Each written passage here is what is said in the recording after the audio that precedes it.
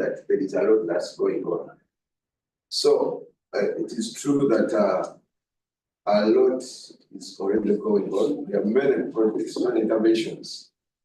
But you know, when we talk of the implementation phase, it is as per the phases that we have planned under the REDD plans, and we usually talk of the national jurisdiction, as in what Uganda at the national level, because most of these are interventions of NGOs or different institutions are talking about specific components, not like countrywide programs.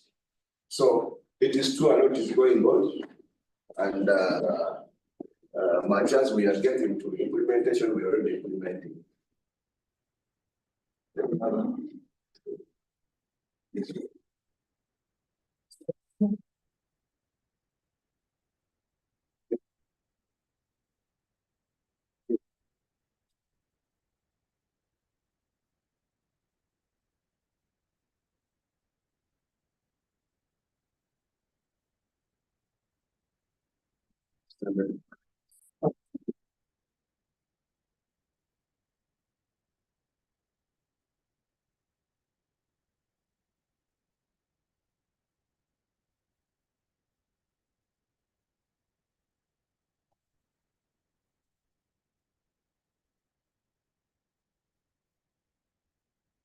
One more time.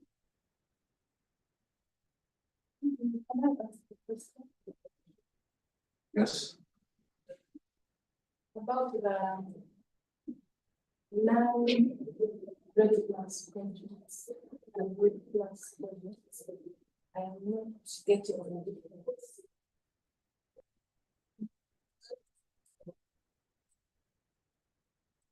For instance, what are those projects that is non-REDD? Else we think that all forest-related projects should be REDD plus.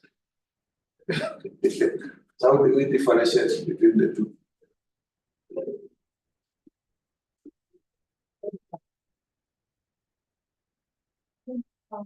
REDD plus shows like the definition of sustainable forest management, enhancement of soils, conservation, and avoided degradation, forest deforestation. So as you're defining that also gives you a direction of what kind of projects can be REDD plus, and then others that can be REDD plus. Yeah, just to add something on REDD plus. Yes, we can look at the definition, but in addition, we have the elements that fulfill the project of the REDD plus. When you look at the trail, there must be a full definition, for example, of the forest, what the forest is, that forest to qualify to be accounted for under REDD plus. So not all tree planting, because it's addressing deforestation and degradation. So not all tree planting initiatives, for example, pass to be REDD plus initiatives. They can only pass for as long as they fit within the definition of the trail of what may be an established forest, or what the forest is, or for something to account, be accounted as a forest to contribute to the emission reduction in maybe conservation or in enhancement. So not all tree planting activities can be tied to REDD plus if they are not meeting the requirements of the definition to make clear. Not complicate further again, because for a non-forester, I have a dissenting. Where's my minority, of course? I actually think that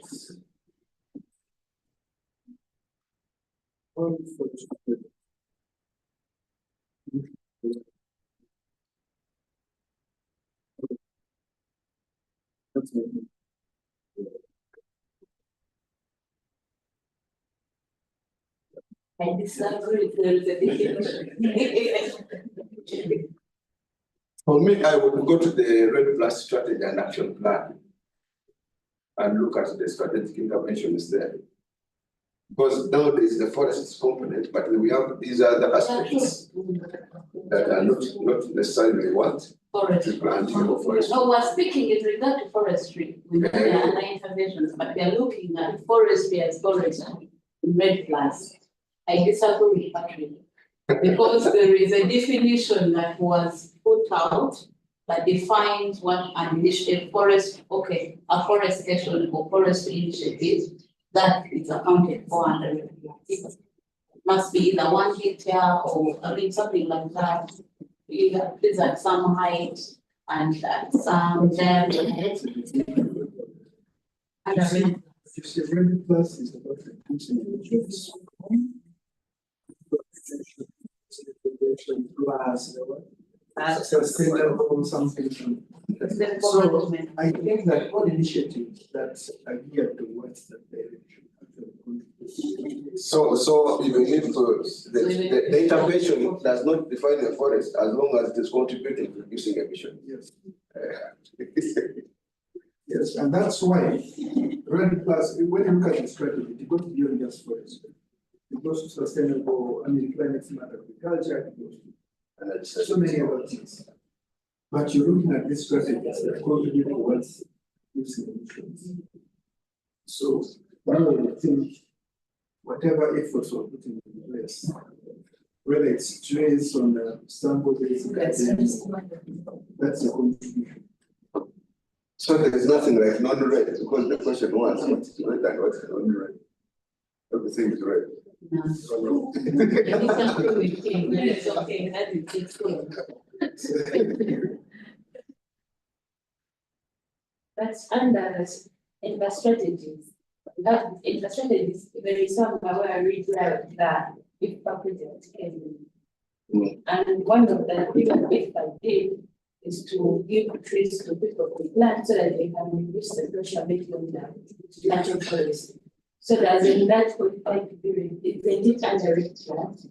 Because yes, I'm giving you to plant this tree on your farm so that you can use them for whatever you want, and you leave the other and you conserve the other. Actually, But certainly I is here. You can just. who is going to speak last? I'm sorry, I'll be over this. If Pacific was actually. Yeah.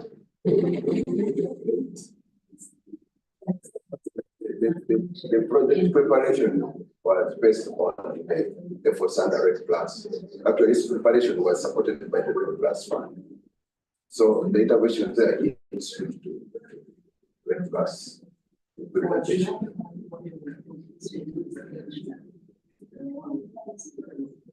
Zambia, what is your take on this discussion?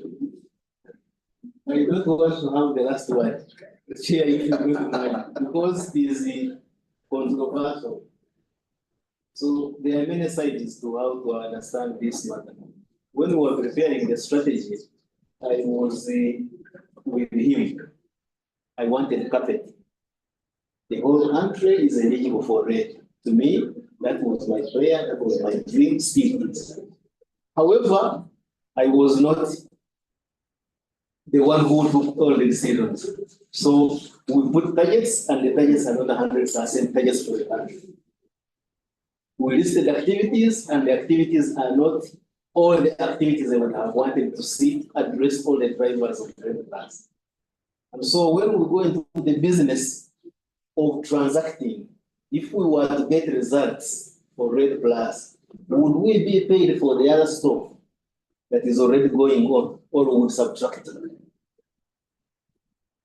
Most likely, that company, Up Energy, would say, very sorry, this is my cash. We're not giving it to you. On the other hand, if the government wants to build 300 housing units, so that all the urban areas everywhere are adequately housed, and his company which is Mugumia Construction, happens to build 1,000, isn't it contributing to the 300,000 housing units? It is. So, depending now on the angle we choose to look at it, the opportunities for reducing deforestation and forest degradation are being implemented through different actors. However, the so-called word attribution of the actions. Whom do we attribute those actions to? To the REDD strategy? If we can track and make the other people acknowledge that they are contributing, then we can actually write it on the credit of REDD+. And to me, it's my ambition that if we could finish and work with climate change on the tracking registry, then, because when you put this energy committee, when it's presenting its proposal, it says the country has been reported to be losing the following amount of forest. And therefore, because we are reducing the amount of fuel or wood that is going to be used, we are therefore contributing to reducing deforestation. That is their statement that they are saying. And so we should be able to get some cash from them, not only that, but also to say, had we not talked about this, maybe they wouldn't have an incentive to contribute. I don't think I have the last one.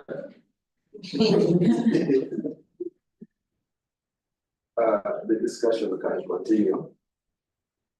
Our time, but it is complicated. It's complicated. So I would say it depends on how you look at it. Okay. I think we can end the recap at that, and we have online the consultant who is working on mapping of non-state entities.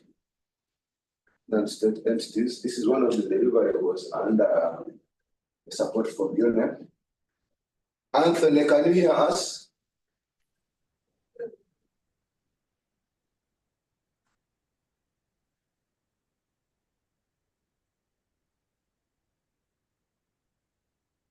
Anthony, in case you are muted, please unmute.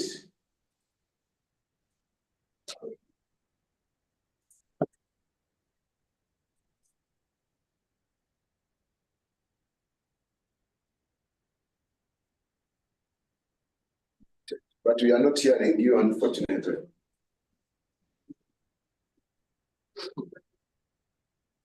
We need to hear the voice because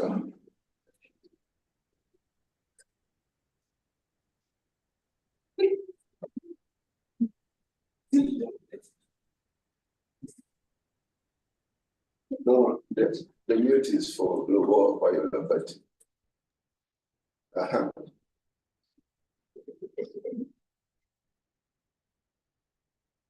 The speaker working.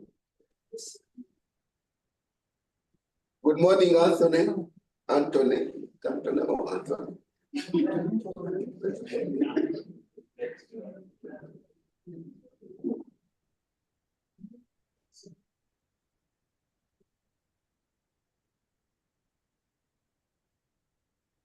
What do we do? We can't hear him. He sends the presentation and he's running. We cannot certainly hear his answer.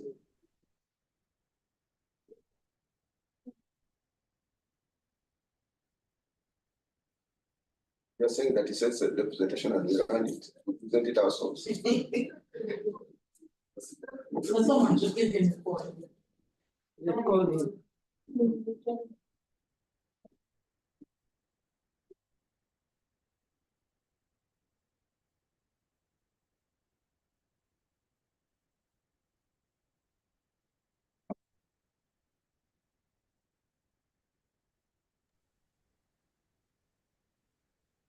Are you able to hear me now? Yes, now we can hear you. Good morning, Anthony. A very good morning to you, and a good morning to everyone in the room. There is a big team here waiting to listen to your presentation on the sector report. I know you. presented it before, but we are here to receive the revised version after incorporating the comments you got at the beginning. So you're welcome. Please take on the floor. We would have loved to see you physically, but it's not possible for now. But we can still make use of the technology. Very well. Thank you very much. And apologies for not making it there in person. I would have so much love to be there. I enjoyed a bit of the discussion you had earlier and the recap from yesterday's session.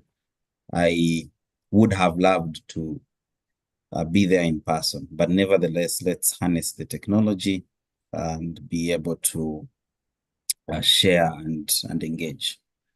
I will go ahead and share my presentation. Hopefully you're able to see my screen. Yes, we can see it. Very well. To minimize this.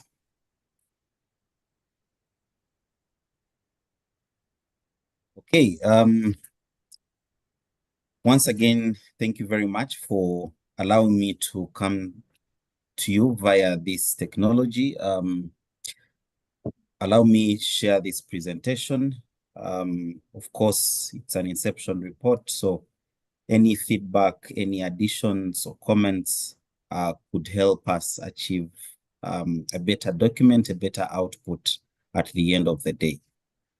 This is an inception report on mapping non-state entities are interested in acquiring high integrity emission reductions. My name is Anthony Tugaineo. Most people put an H, but it's not there. It's Anthony Tugaineo. I'm from the Department of Environmental Management, both as an assistant lecturer there, but also a PhD candidate. For this presentation, this is going to be our outline. Look at a few definitions or interpretations of some of the terms so that we are on the same page. I'll go through the background, the objectives, look at how the study or the work is going to be done. That's the approach. I'll talk about the deliverables as expected from the terms of reference. Then look at the work plan and have some asks at the end of the presentation.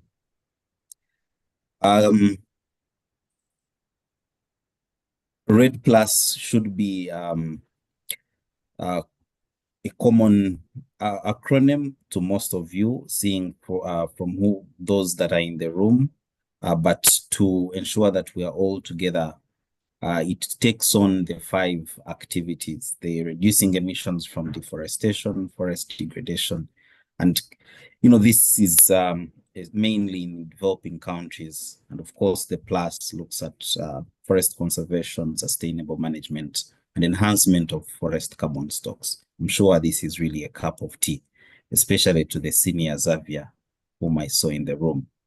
Result-based financing, like the name suggests, we focus or we remunerate the results. So here funding is linked to the delivery, which is pre-agreed. So there has to be an output or a delivery that is pre-agreed prior to activities. And the results are subject to independent verification. That's where you'll have a third-party verifier who comes in to confirm and say that the pre-agreed results were achieved. Then a result-based financing scheme. This will also be common in my presentation or along this work, since it's one of the objectives. Here is the funding mechanism in which financial disbursements are contingent on the achievement of predefined results or performance. So it links very much with the previous interpretation. The non-state entities, that's also pretty clear. So you're looking at all individuals, all organizations that are not affiliated or controlled by the state, or in some jurisdiction, what we call government. And the high integrity emission reductions, these have to be verifiable and sustainable emission reductions or removal of greenhouse gas emissions. They're typically achieved through projects that are certified and meet specific standards, ensuring that the reductions are real or genuine. They are additional, so they go beyond the business as usual. And of course, they are long lasting given the subject that we are talking about. So the result-based financing really is a bit, not a bit, but is almost takes on the REDD plus approach.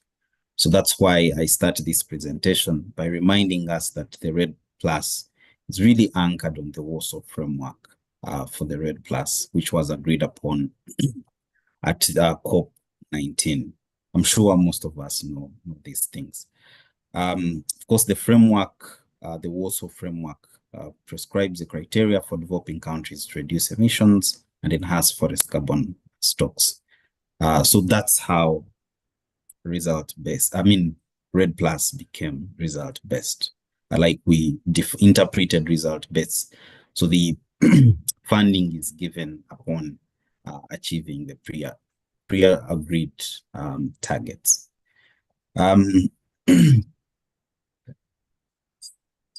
Enabling the provision of results-based climate financing payments in return for emission reduction. That's what I just talked about.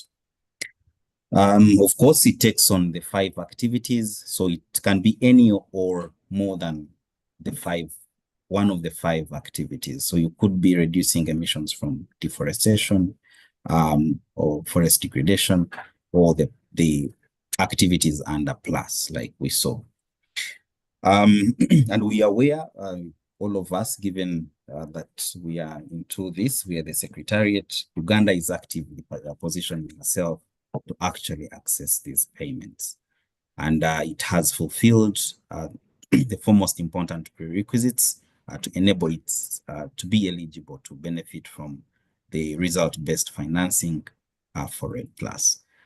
We have a strategy in place and an action plan. We have the NMF MS, we have the FREL, we have the SIS, the safeguards, which I'm sure, listening from the discussions that were held before, these are things that we are aware of, because these are requirements. You have to fulfill them if you're to engage.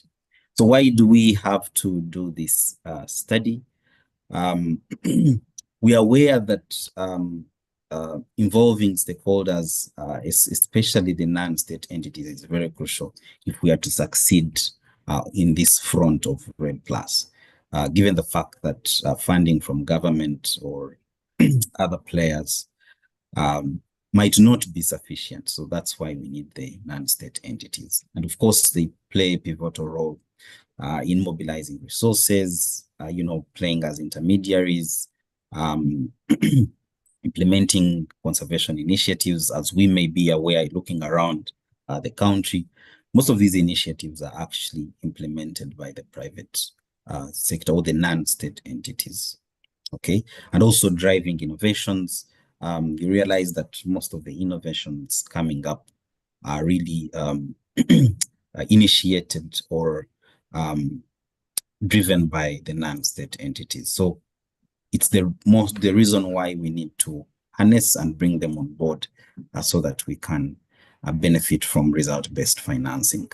And when we talk of the private sector, I mean the non-state entities, could be private sector, could be civil society organization, could be financial institutions or the insurance institutions, or even the local communities.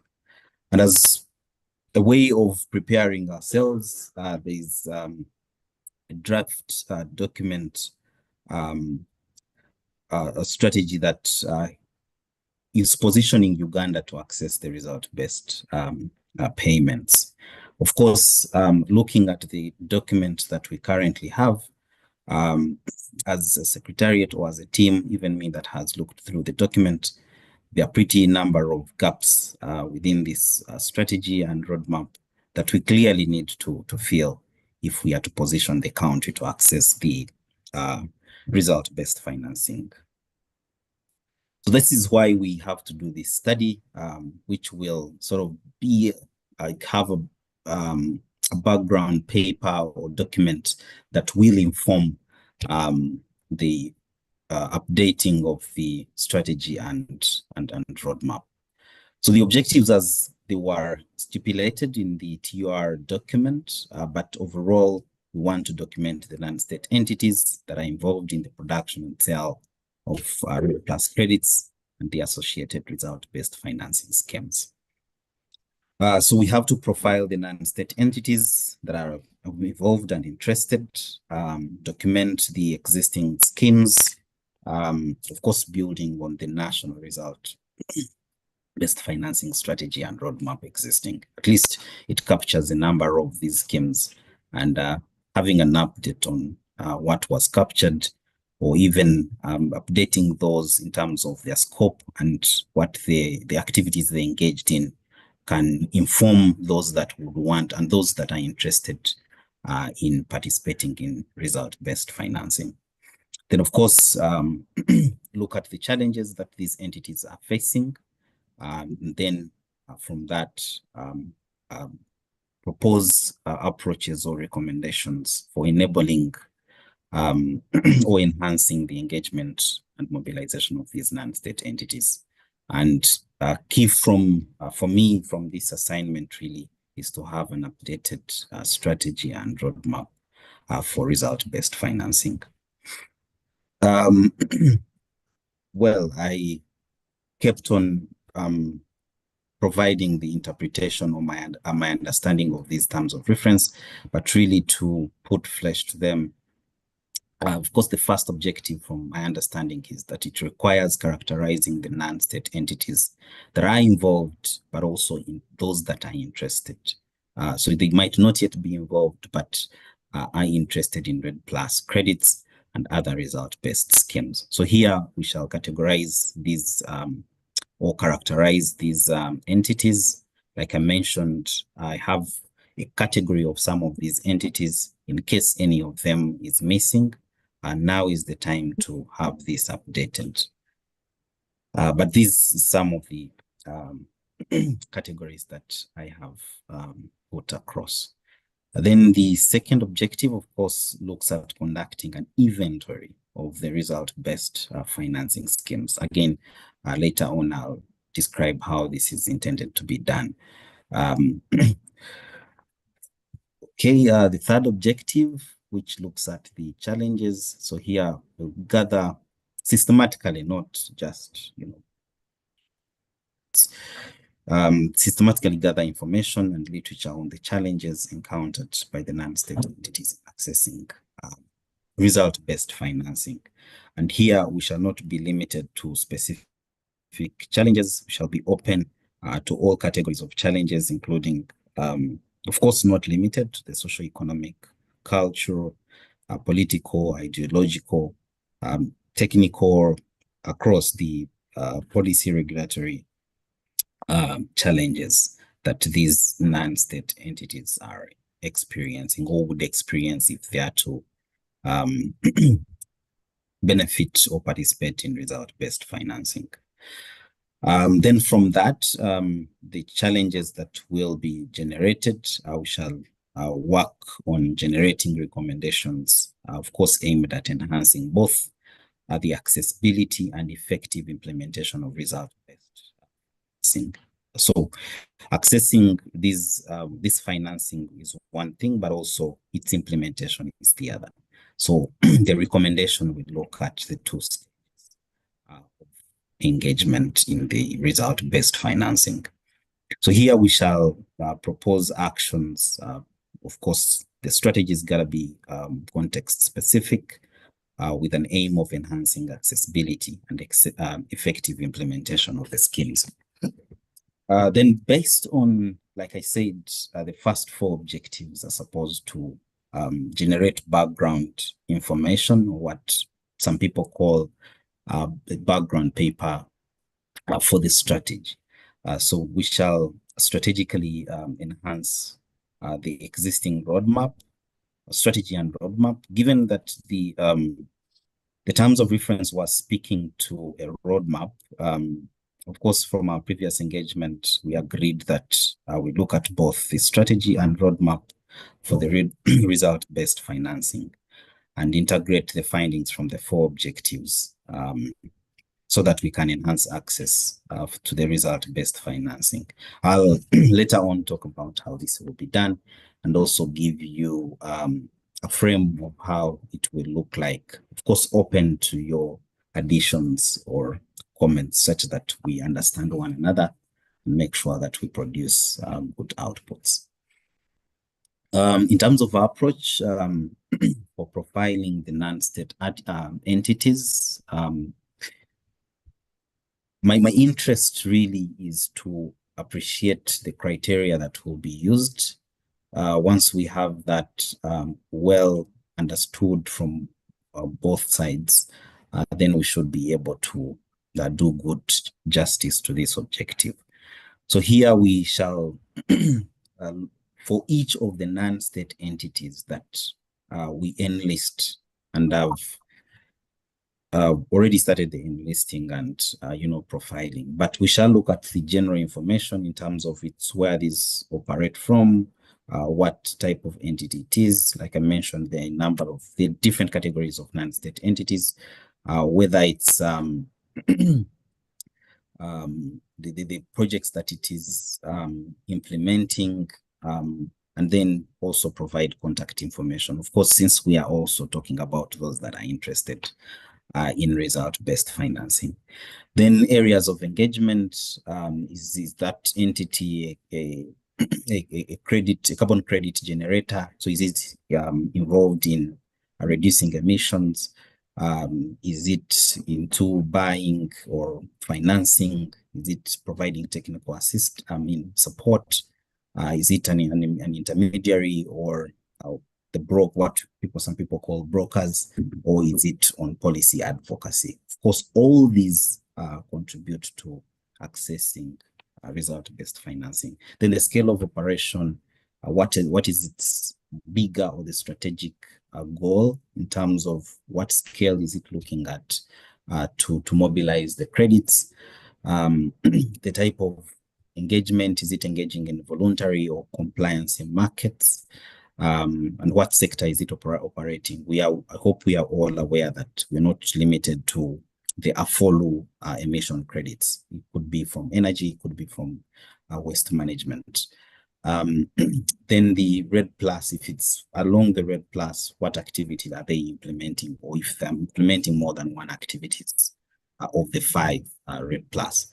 Then the scheme, the kind of scheme that they're interested in or they are participating in, and then the source of financing. Basically, this is taking on majorly a desk review. We have accessed, or we propose that we shall access articles or reports from inception documents or proposal documents from these entities that we have identified, look at the annual reports, but also conduct informant interviews to be able to get further information or input from other stakeholders. Then do what some people call a validation, or a session where you can have actors, for example, the secretariat, make an input, or other actors that are involved in these that are involved in result-based financing, to make an input in the different aspects. So it will be a stakeholder engagement with the selected technical actors that can make an input to this objective.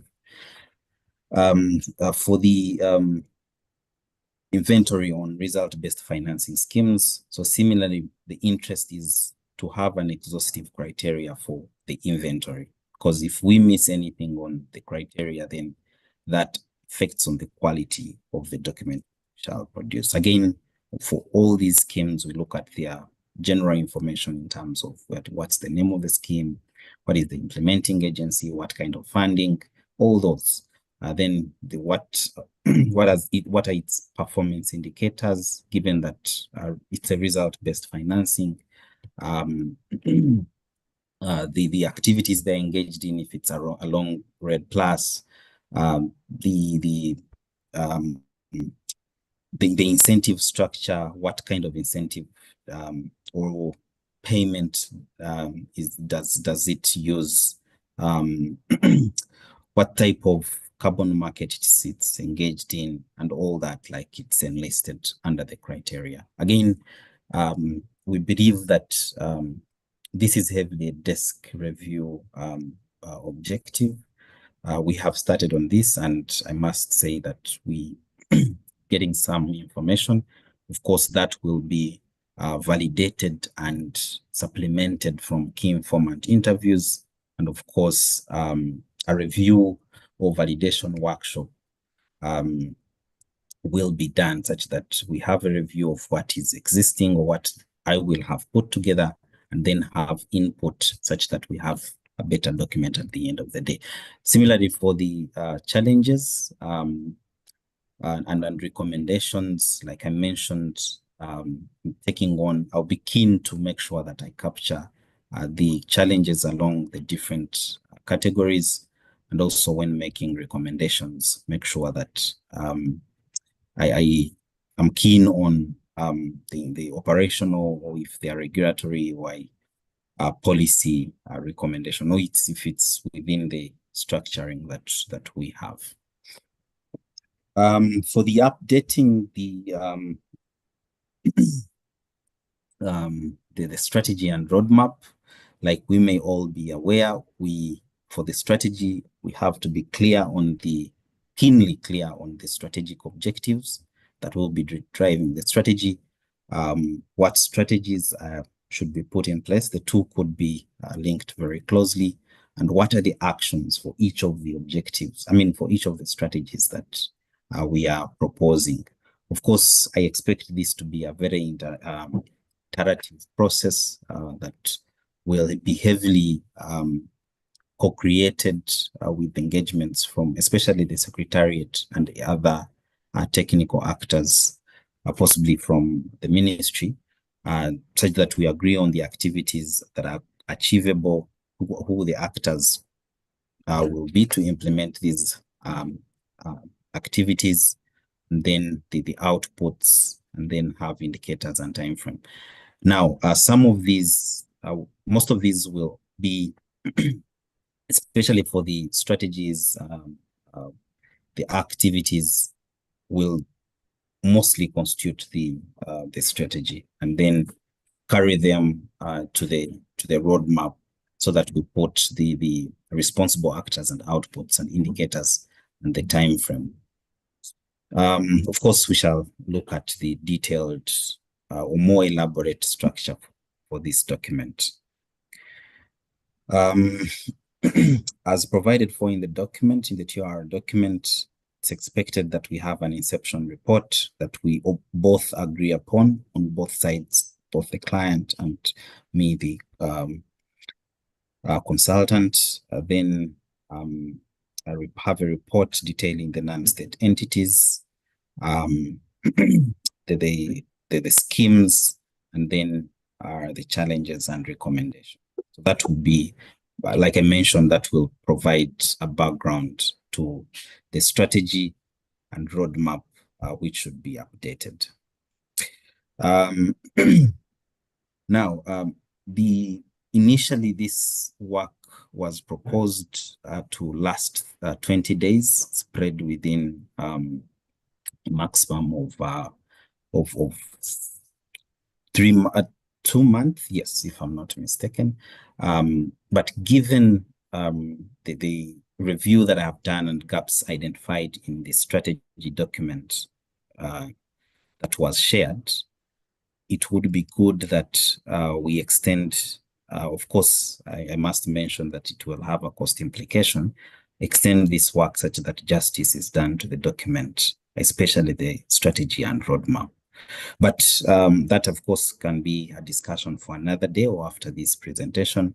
But one of the tasks is to prepare the inception report so that we both agree to it, and that I will have outputs of the inception report, then the comments which I've already received, and thank you very much, especially from Xavier and the team at Emily, such that we have a final inception report that is agreeable. Once we don't have that agreed upon, then it will be difficult for us to engage.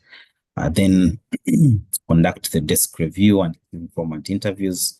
These will mainly be the main data collection methods. So here we should have a summary of the non-state entities, but also the schemes, and also generate challenges and recommendations so that we can come up with a draft survey report.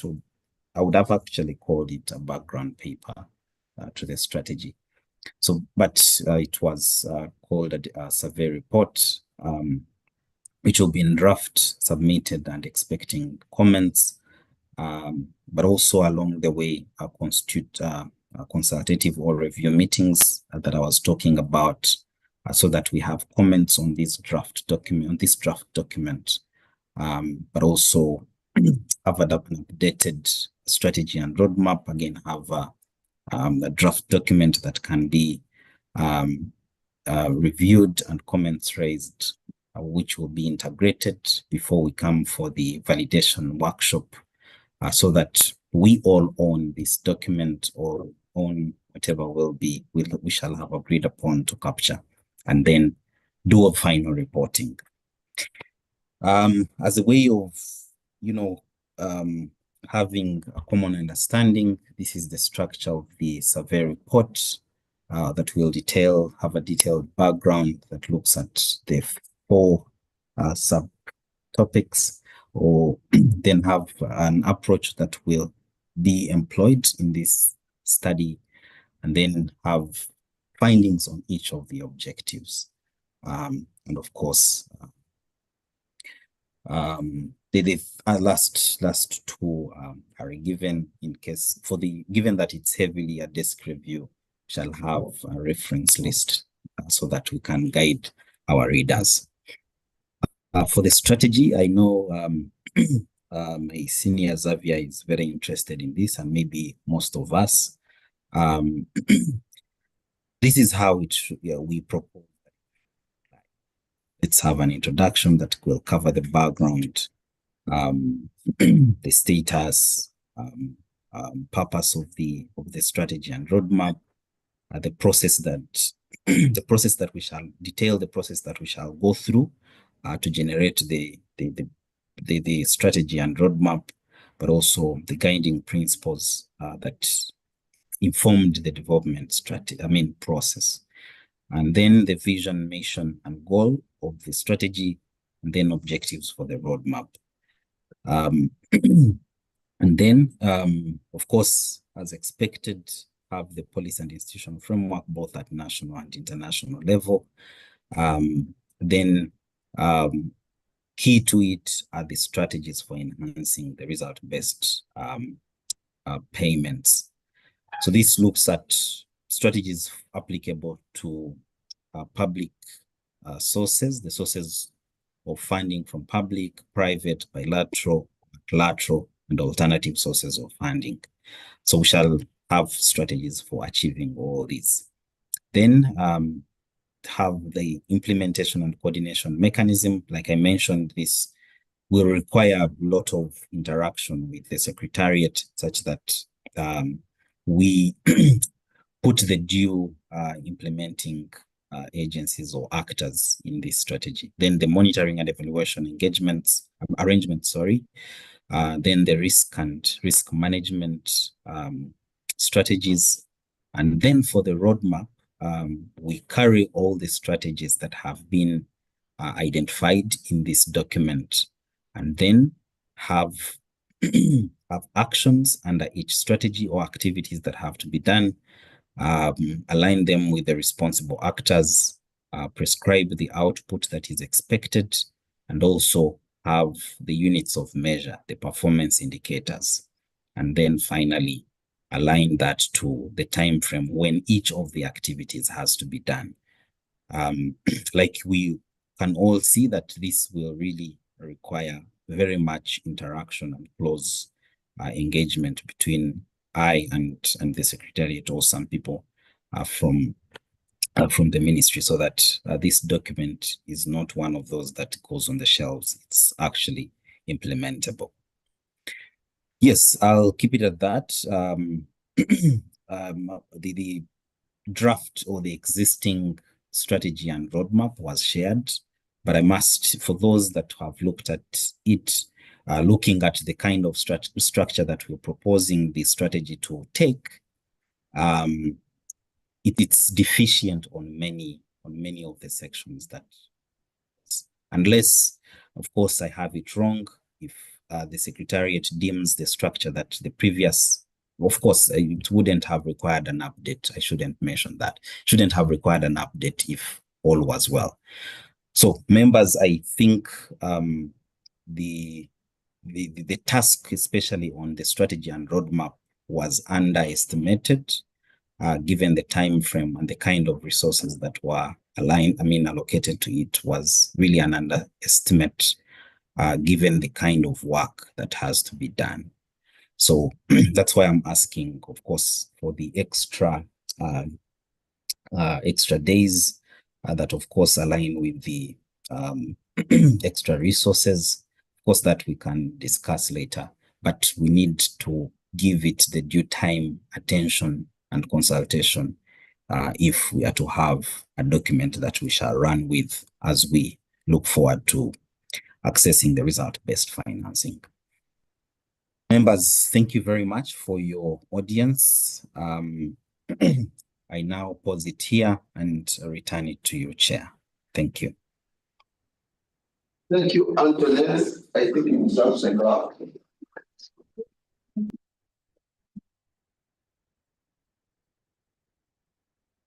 When someone presents an reception report, it's all about confirmation that he understands the task.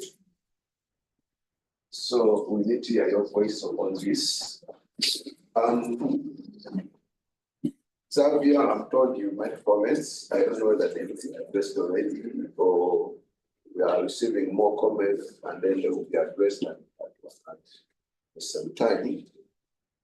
But we need to open up for the discussion of this group, and at the end of it all, we pronounce ourselves on whether the consultant is given a go ahead to do the work.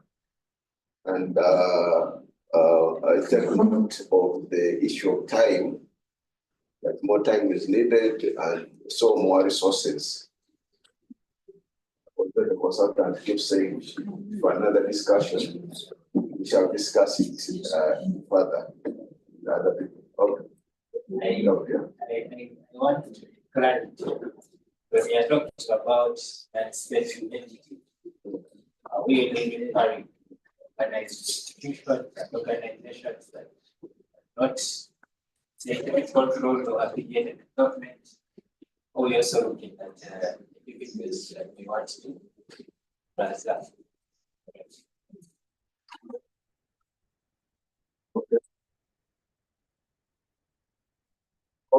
That's where my comment was also. Mine was on the side of non-state applicants, looking at also the beneficiaries from this side. Not only, I saw two categories where we had non-state applicants, with more of organizations, organized groups.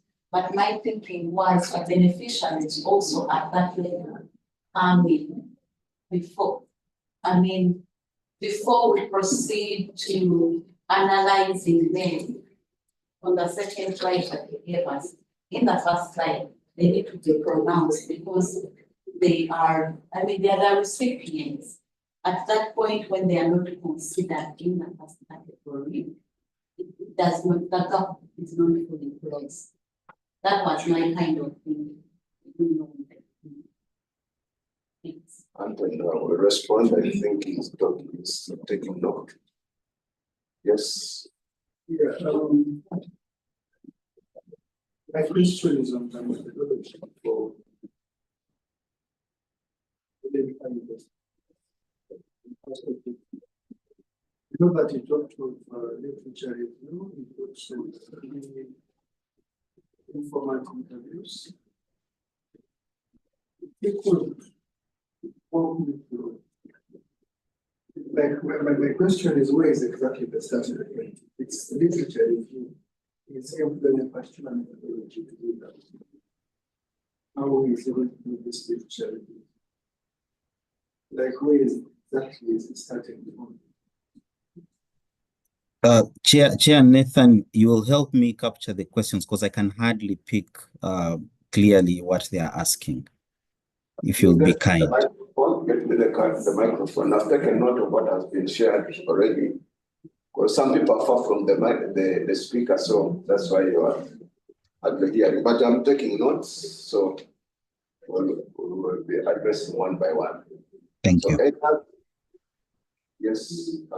Yeah, thank you very much. I will also go to the methodology. Especially, of course, we are talking about desk review in the first objectives. Yet, there have to be slightly more. So what I would require is that what should have been required by this point is give us even the status, because since it is desk review, then there must be status. For example, if you are talking about the list of non-state actors, you could be having what you have already captured so far, and this would give us direction whether we are taking the right direction or not. So the status of what has been done now is usually included in the inception report, which would then give, for example, a review of the industry or sector or whatever you are doing, what you see, what you already have, what is available, what you are going to build on. Because there is something which is in existence right now. That is one. The other thing is that definitely per objective, there should be something you expect to get out.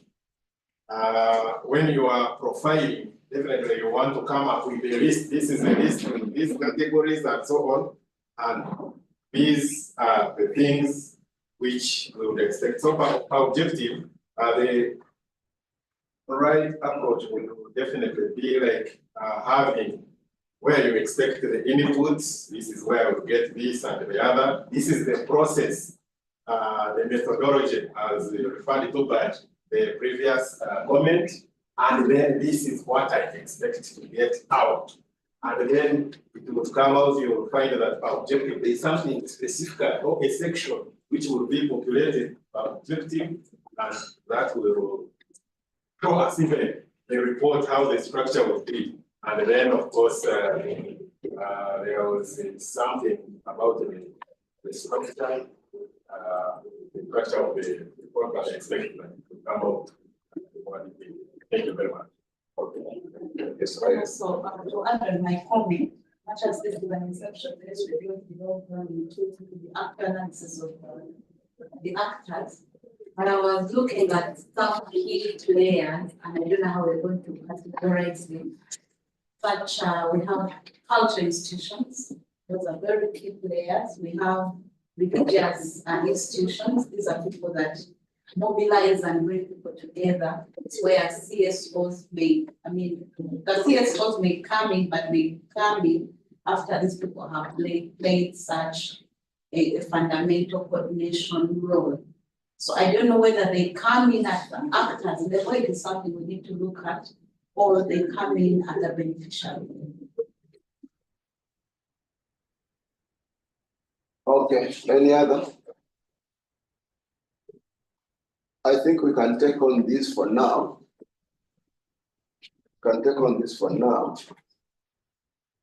So, as you said, you've not been getting some of the questions. Maybe I will read and ask you one by one. There is a concern about a definition of non-state entities. And the question was, does it also include individuals who are involved in the carbon business? You, Anthony. Okay. The straight answer is yes. It does include individuals, and also the private sector. So, of course, when we say private sector, someone might only confuse it to companies or organizations, but it does include individuals. Just to be straight and to the question. So, if it's a matter of including them, I will certainly improve that so that it clearly communicates to every reader. Thank you. Okay. There was on the issue of the beneficiaries, those who are on the receiving side, and we are also going to include them and the community. Yes, certainly. I mentioned of the credit producers, the ones that are involved in tree planting, the ones that are involved in clean energy, the ones that are involved in waste management. So the actual recipient of this financing will also be among the actors that will be profiled. So I also agree that the beneficiaries for the financing are part of this assignment and will be captured. Okay. Then a lot came in on the methodology. You talked about desk review and the key informant interviews, but people were asking what is the approach to accessing these actors? Where are you going to find them? Actually, they even said at least now we will be having a list of the known for now, and then those that are yet to be known. So that was a concern that you need to talk about. Thank you very much, Chair Nathan. Of course, the where to get them and how to access them. Of course, this is not my first time interacting with this kind of work, but also the different, like, if you remember, part of what I had in the requirements was if any of us from the Secretariat or people that I engage with have a list or people that I know people that are engaged in this result-based financing, I will harness or leverage from that. But also, this will really take on a snowball. Okay, if I am in this sector and I will certainly be knowing one person, and one person will lead to the other. So that, of course, I have a starting point, and that's why you already have the categories of these actors already provided. Of course, once that is the challenge of an inception report, dragging on, the temptation of asking for the findings within the inception report becomes very high. Because, of course, for the inception level, my understanding is that we agree on the different categories. Of course, I already have some of the actors already enlisted, but including them again in the document of an inception report would beat the whole process. But of course, I am open to sharing what I already have. But in my understanding, that wouldn't be part of the inception report, having provided the categories. And of course, use that or leverage on that as a data collection method to add on to the list that I have, or if there is any other person that can contribute on the criteria that I have provided. So what will guide the desk review, what will guide the interviews? I also shared the tools for the key informant interviews. I also have a checklist to guide the review, part of which informs the criteria that I have presented to you for the inception benefit. So I must say that the enlisting, or reducing, or increasing the list of non-state actors will heavily rely on engagements with people that are already into this, but also existing documents if they are ready. Thank you, Nathan. Yeah, actually, the other related issue was on the documents. Someone was mentioning that at least you would have listed some of the already known existing documents that will be reviewed.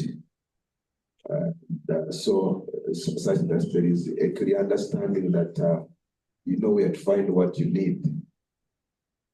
Could you comment on Okay. that? Yeah, let me also comment on that. Again, I made a mention of some of the documents that I would be interested in. If you remember me talking about if these actors have, done proposals, if they have done annual reports, or for those that are already, operating, they've done their compliance reports, or so these are documents that I can share. Of course, I cannot forget to mention that some of these documents are existing on some of these actors' websites or web pages. So that's something that I already have access. If we agree from this meeting that it should be something that should be enlisted for each of the objectives, I'm happy to do, because I also agree that this is going to be a heavily desk review, of course, with leads from some actors or some stakeholders. So I'm happy to share what has already been accessed, so that I can benefit from the input of the Secretariat. But of course, we need to agree at some point and say this is exception report, and we get into the findings. Of course, that would also come maybe within the the consultative session or the review session, where I present what I have so far, so that we can, progress in terms of the assignment. Thank you so much, Chair. Okay. On that note, this is now my opinion. Yes, Chair. There are instances when one undertakes some review, some documentary review in the preparation of an exception report, which would now require that some of these documents are already mentioned in the report. But on the event that this is not the case, it would have been a good practice, especially for your own benefit, if you had some of these lists already, so that even members can give input on the lists of the entities that you're going to approach, and also of the documents that you'll be reviewing. Just because I know much as we are talking of non-state entities, the state entities will have a big role in also guiding you on where to go. So if we had those lists, then maybe we would as well use this to advise or guide on what more that you needed to add on for your list. But maybe you could do, if you already have some lists as you're stating, this could be just like annexes, but it is not necessarily a requirement for you at this stage to have had the list.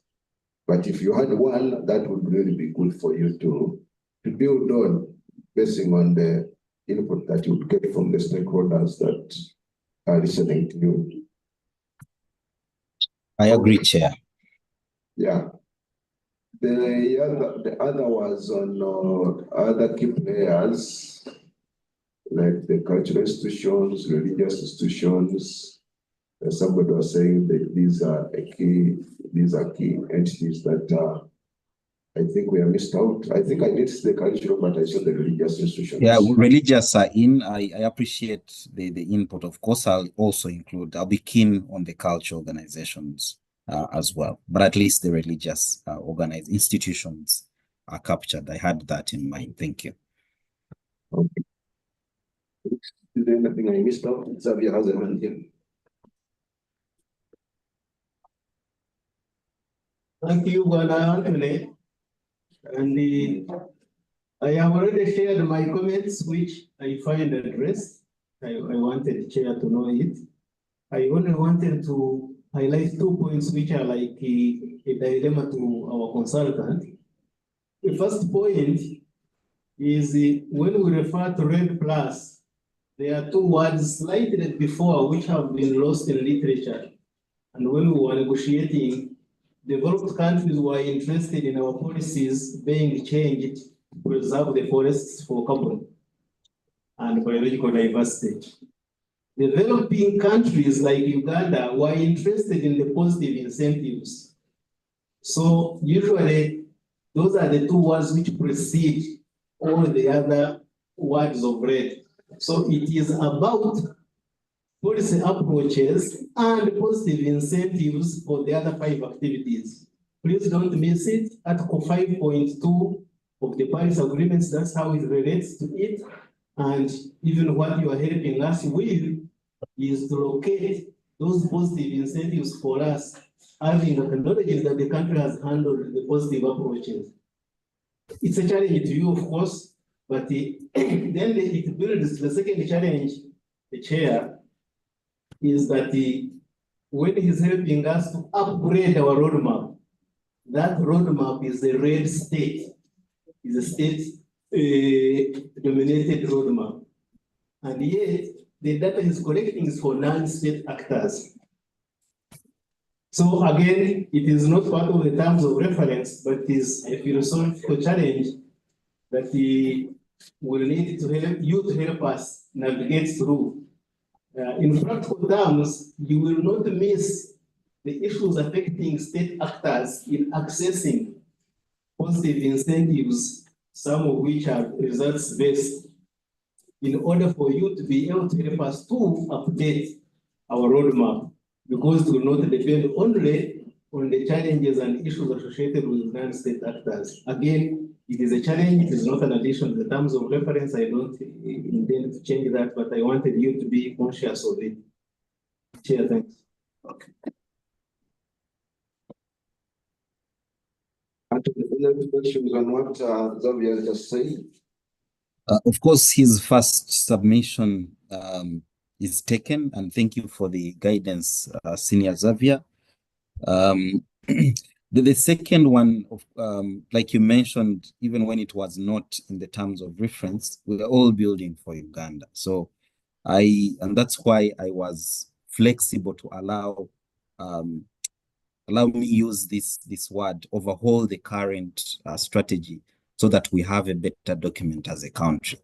So this will not, if we agree on what I have just requested for more time and more resources, this will be exhaustive of the state and non-state. Of course, it's a strategy, you cannot limit it. I wouldn't expect the ministry to limit it to non-state actors. So it will also include the state actors and all the strategies around the same. Thank you, Chair.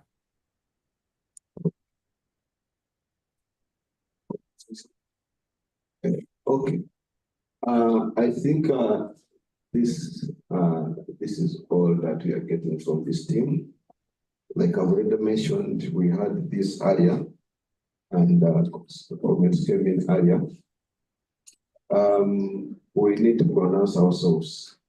In the previous meeting, I'm not sure whether the consultant was given a go-ahead to proceed after presenting this inception, or in case he's still waiting to be given a go-ahead, then we can pronounce ourselves now. Miriam, what was it last time?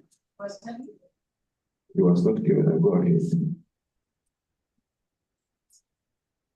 Okay.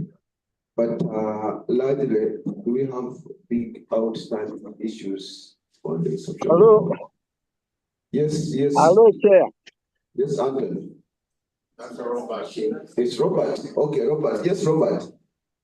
Chair, the consultant has never been given an introduction letter up to date, but also that observation he made, we thought that the whole team would need to take a unilateral decision whether you think that will be in the best interest of the country, or we stick to what originally you thought would be done. That's why we had to come back in this meeting. Robert, the rate of introduction, I remember giving my input on it. Is it signing? Yes, Chair. Yes.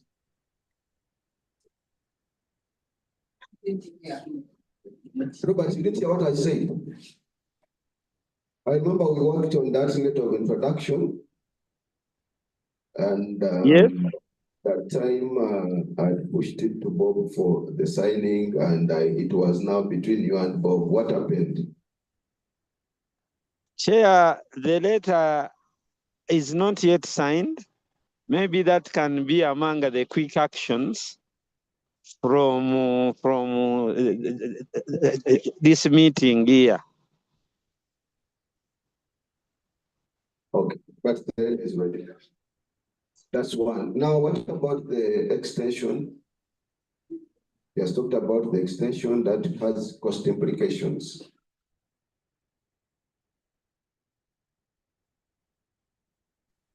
Chair, Okay, for the extension, Chair, we are in your hands.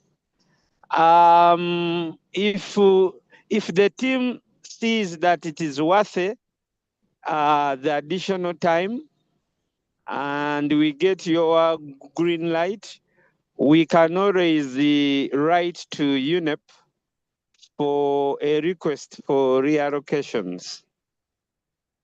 Over to you, Chair. Okay, my guidance on this, Anthony, write a justification why you need more time and more money, basing on the current terms of reference, the kind of scope that you have, and justifying that you are unable to deliver within that time, and that can be a basis for us to have that approved. But as Robert is saying, we have to write to UNEP to seek an objection. Is that fine, Anthony? That's fine with me. I'll formally write, justifying the required additional time and resources. Thank you. Okay, back to the team. Do we have any justifiable reason as to why the consultant should not proceed with work with the input that you have given? Someone should get the microphone. Yes. Justifiable reason. You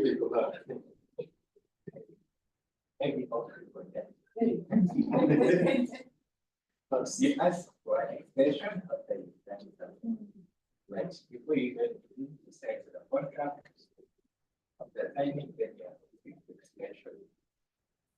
Right.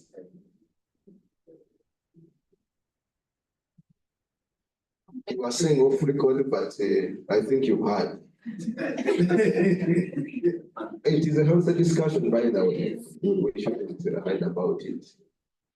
At the time of presenting the exception, much as we are talking about the consultant having understood the work, it is equally healthy if he finds it hard to deliver what is expected within the current arrangements.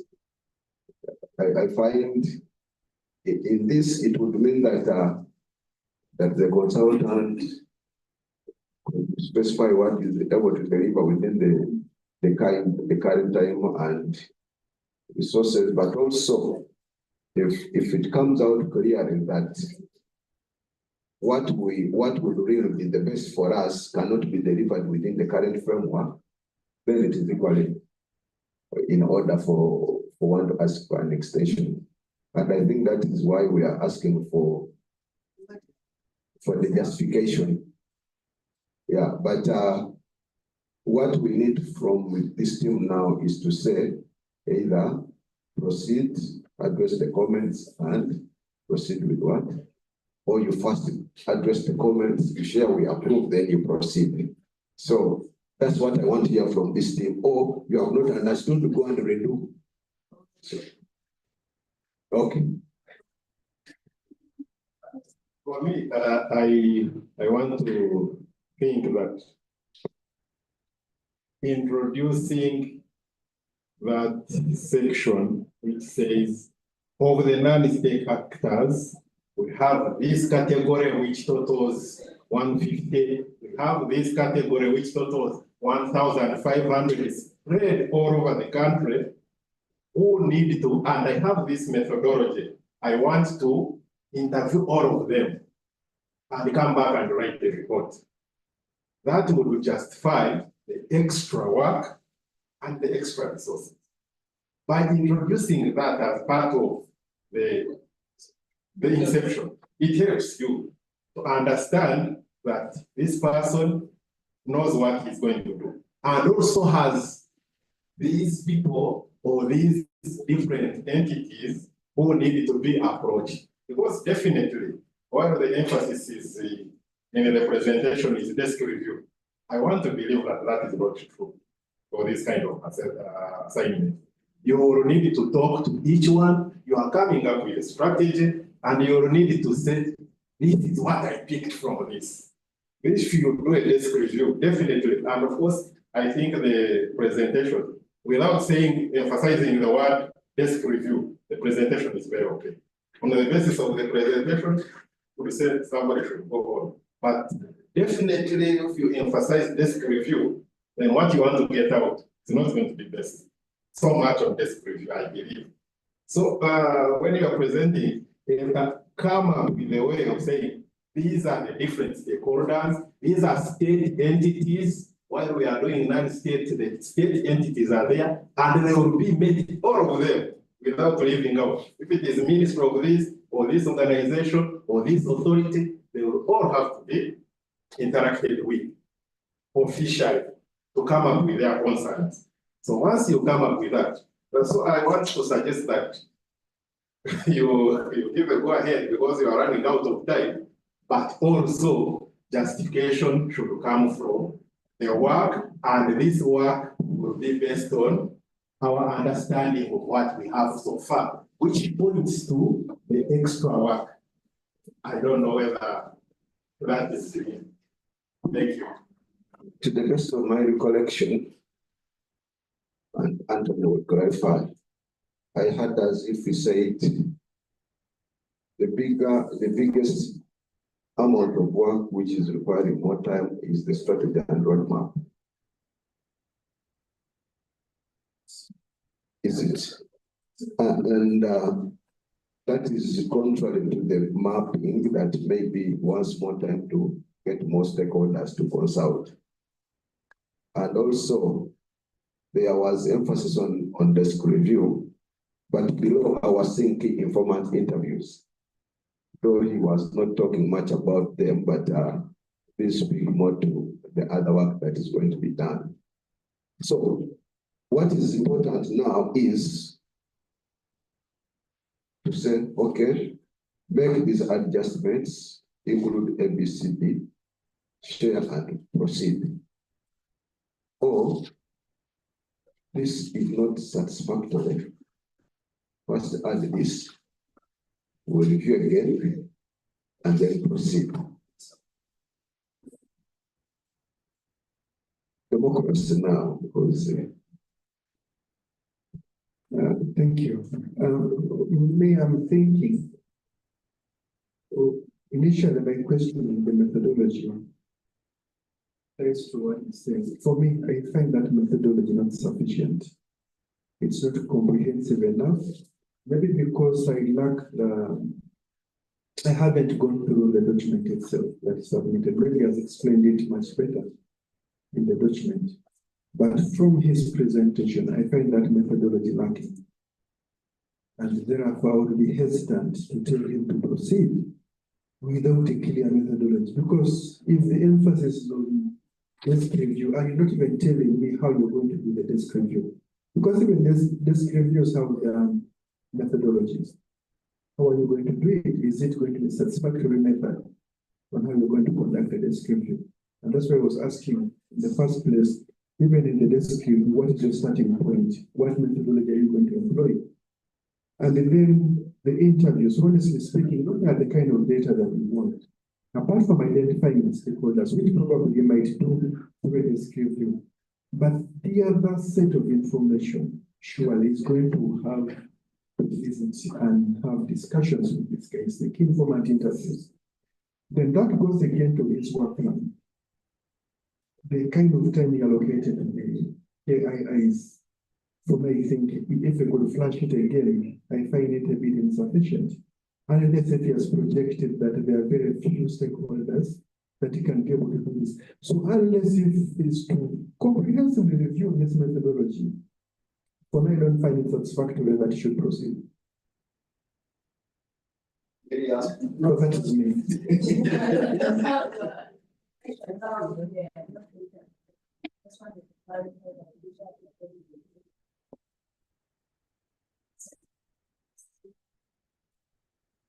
Okay. The document was shared and the opinion shared here is premised on not having read through the whole document, but we cannot confirm that that information is there unless you read through it. Okay, what are we saying now?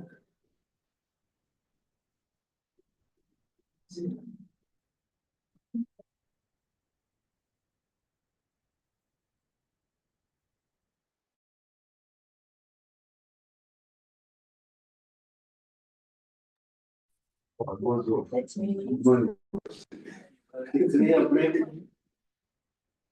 the diaconate. Yes, because the general power it has come back. It is on the laptop. It's online. So it will need the last gigabyte rights. What about?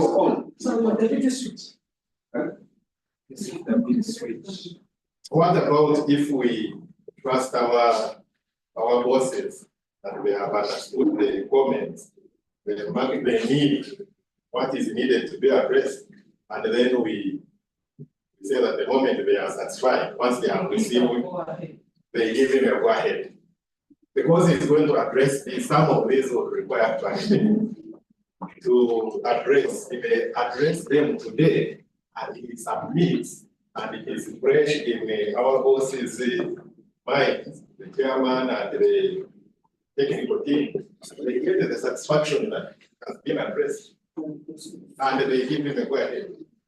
But for me, what helps him get extension and also to get more resources is the big work which has to be done, which is not clear here, which helps him to clearly see there are 2,000 different entities I must need. One, I am going to utilize to enroll so many data collection with the team of so many participants. Why it should have been assumed that this is work which will be done by one person.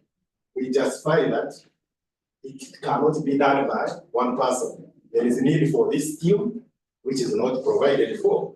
So once that has been done, and you spread the number of districts using whatever methodology, which will be clarified, the sampling and whatever tools, and we say we need to develop these tools, it could even actually be electronic. All of these justify the need for additional resources and additional money, which helps the consultant, not anyone else. So I would think that it is important that it gets done. And you clear him because the time is not, you may not need the bigger team to again meet. Thank you. Okay, we should be concluding on this issue. The consultant should address the comments and share that revised version. We shall endeavor to share that with everyone here. But in the meantime, okay, first of all, Anthony, how much time would you need to add a few things as per the discussion? I can come back with the revised document by Tuesday the coming week. By Tuesday. Okay. Now, when we receive the document, we shall share with colleagues, and we shall give them up to Friday in case they have any other comments to give. and silence will remain consent. If we share and no one has said anything, we will proceed. Okay? I think that is what we can resolve for now. The extension, it is another discussion we are going to have outside this meeting, because once we get that justification to understand how much is ahead of you that is outside what was signed, then we shall use that as a basis for that, to grant that extension. I think on that note, we can now conclude on this, unless the consultant has something to say. Not on my side, Chair. Okay. Thank you very much. We can now break off for tea and then get back to the summary of information discussion. 20 minutes should be enough for us. Yeah, we should leave here by lunchtime, and it is already 11:20.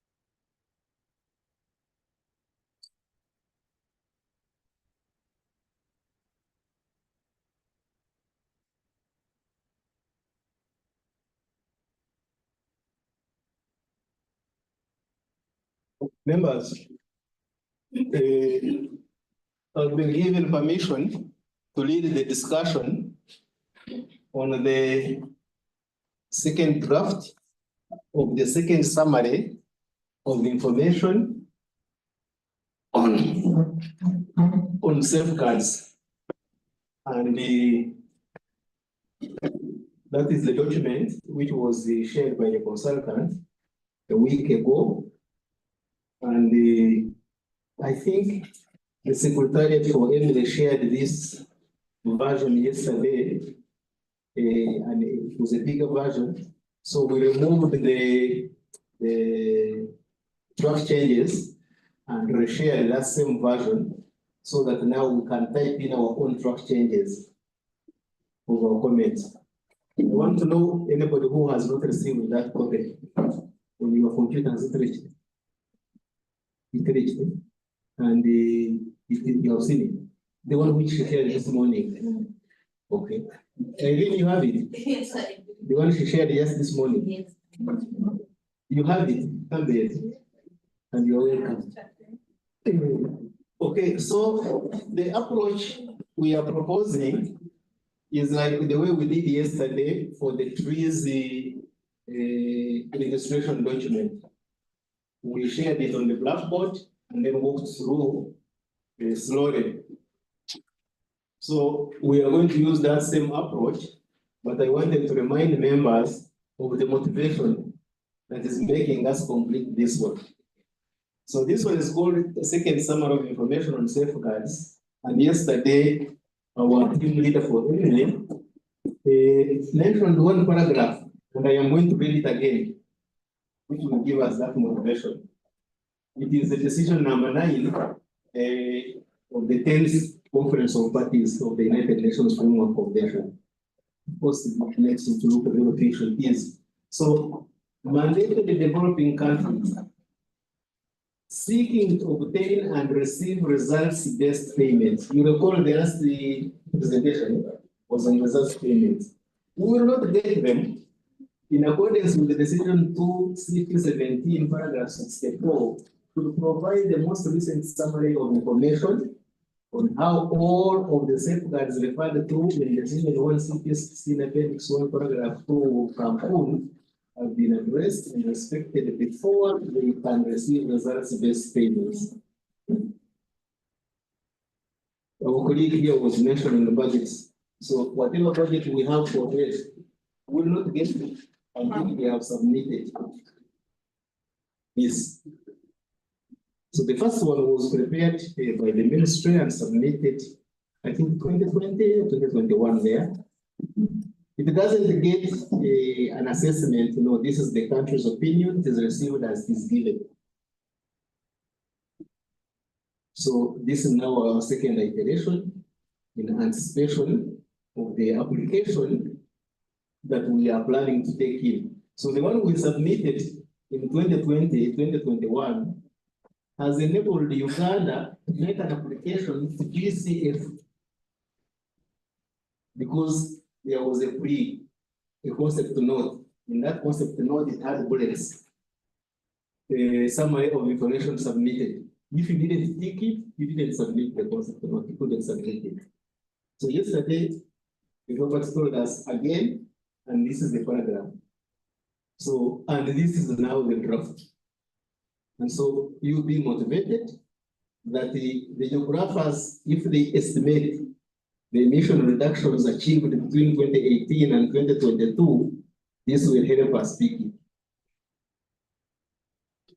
Motivated enough? Good. Okay.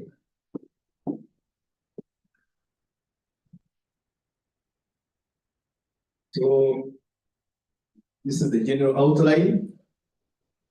And again, the outline, there is no format on the outline as part of the guidance, but the guidance from the UN says certain information must be mentioned. You must mention information about your country, how your national circumstances are helping you to adjust your policy approaches in anticipation of the positive incentives.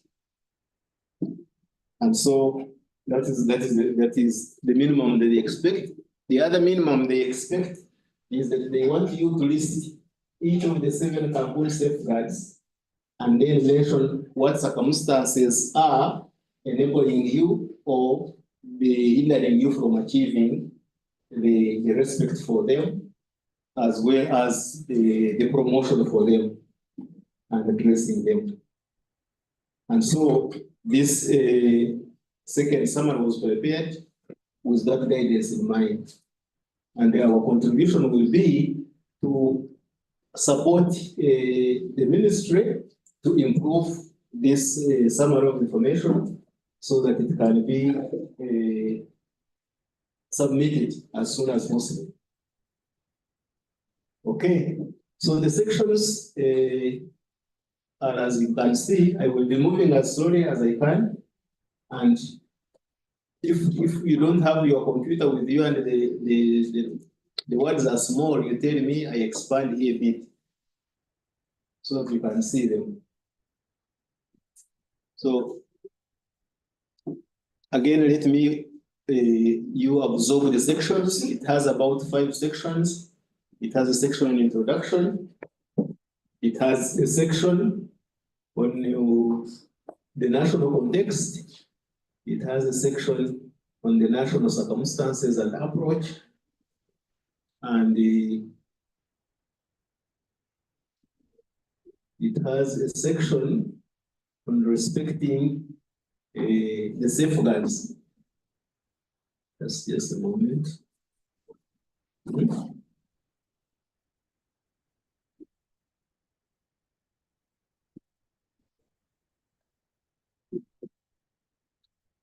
Where is the report?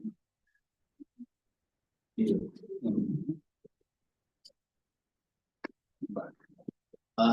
It comes in the presentation. Okay. So when I want to expand or narrow, how do I do that? You remove them and go back. Okay. I want you to confirm, is this the last version you shared? I guess, yeah. Okay. Because this is like the 3rd iteration of this document. I want us to be very sure. So members, those are the sections. The 4th section is respecting REDD+ safeguards. You can see they are listed, all of them, A up to G. The way we walked through them yesterday, it is because it's a requirement that each one of them, you mention how it is being addressed. Then there is also another section which links now this summary to the Cancun REDD+ element, which is called the Safeguard Information System. So yesterday we mentioned the 4 Cancun elements that countries who are doing REDD are supposed to prepare: the strategy, the baseline, which we call the reference level, the monitoring system, and then the system for safeguards. So this is a summary, so it still refers to the national system for safeguards. And then it has also a section on stakeholder engagement. So stakeholder engagement in 2 parts: the part for the preparation of this summary, but also for the respecting of the safeguards that we are summarizing. Okay, you absorb the section and then you can continue. If there are reflections, you just interfere freely. There is no, like I finish, this is 100 pages, so I will not finish for you to react. And we are improving as we go. Then I have been told that after this one, members who are typing something within their reports, they should click on track changes so that what you type in what is on your desk, you will send it to Miriam, who will now forward it to the consultant helping us so that we can improve. And then she's also helping, in addition to that, whatever you mentioned, she's also typing it so that we can also forward it to the consultant. Okay, so I am going to assume that you will continue absorbing and I can continue to the next page.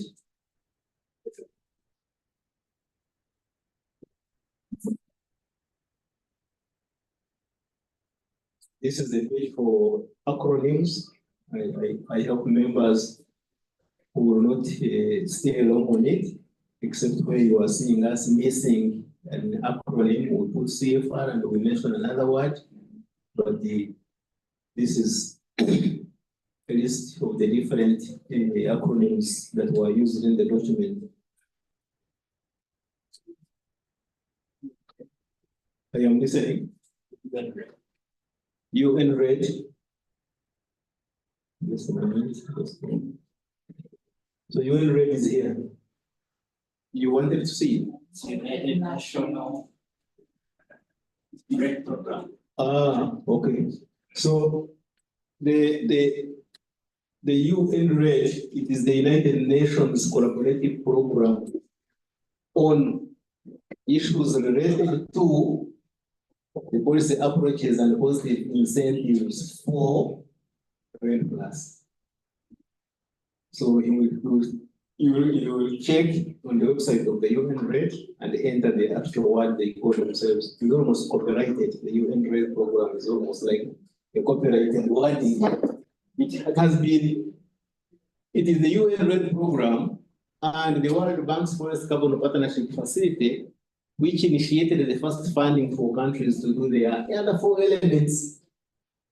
So they have been in town since 2007. That's when we found them in one of the conference of parties in Indonesia. But they had already started that paperwork in 2005, and they did their internal commissions and fundraisings in 2006, and they made the first announcement in Bali. Coincidentally, Uganda had been represented, and when we heard about it, we asked how it was done, and then this is how we reached here. So that's how all that UN REDD word is. So the REDD Plus. Excuse me. REDD Plus, yes. They missed the class. Okay, so the consultant, we are making a note. We are going to ask the consultant to write the full REDD Plus. Okay. We no longer have Gunuma. What is it called? Department of Meteorology. DOM. DOM. Okay. It's called the DOM. So and we also no longer have water and environment sector working group. Okay. Those things were adopted when we got into the program approach. I am requesting that you sympathize with him, that he writes them twice, because the documents he reviews were using some of those arrangements, and he has quoted them. But in addition, when he is mentioning the current, then the current becomes the new name. So that he doesn't call it the Department of Met when it was actually UNIMA at the time. Okay. Okay. Yes. Exactly. Okay. But he will now, if he is using also the current one, he will also now use the new naming. Okay. So the executive director becomes the commissioner. Commissioner, yes. He's now the commissioner. Is he the same man? I think he has been made commissioner. Yes. Okay. If we need a name, I was asking because I'm providing names for submission to my focal point for the next meetings. Okay, members, this is the first section on the general introduction, and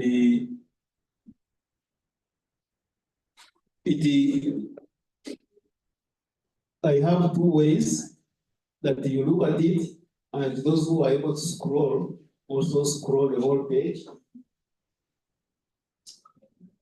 You know, here there was something that was allowing me to narrow down. So members, if you have like a point to note, you can interject like he did, and we take note of it.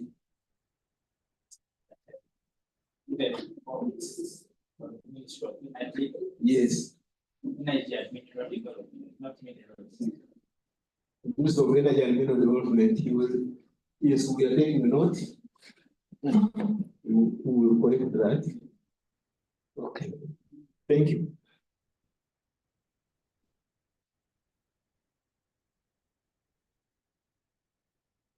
Okay.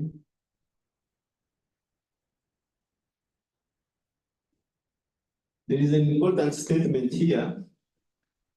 You remember the presentation by Robert yesterday that we are not starting from scratch, but we are building on what we submitted in 2020, 2021. And so this introduction already mentions that.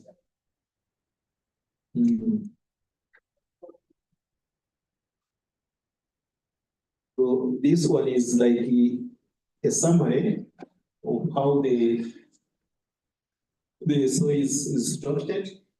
We saw part of it in the table of contents, but it is redone here for us to have a look.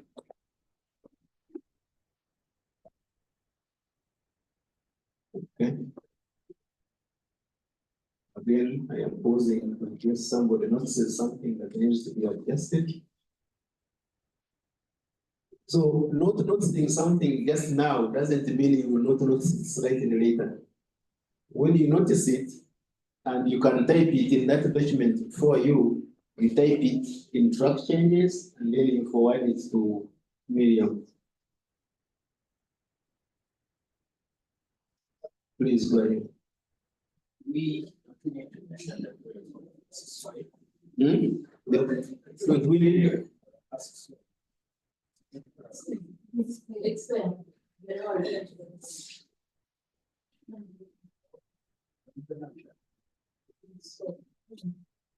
I mean, here is just mentioning, you want The introduction. like in the brackets.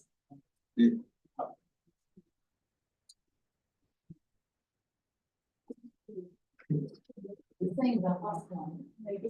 second paragraph. This one. The submission of the first summary of information was a notable milestone which underscored the importance of regular reviewing safeguards. And I think it has no harm. We are going to add the period. Since the first one, this current one we have mentioned is moved from 2021 to 2024. So here the person can see that the other one was the period that it was from, and then can I take a minute and check the period? Just a moment.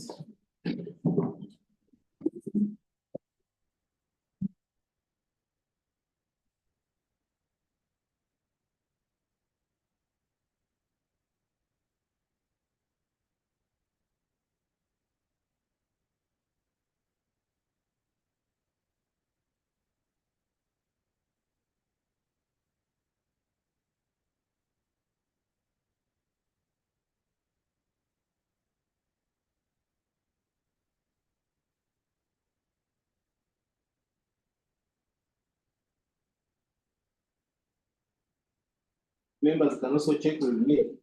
Miriam yesterday shared the first SOI with you. We are sharing this one. If you can go there, you see at the first page, they have mentioned it.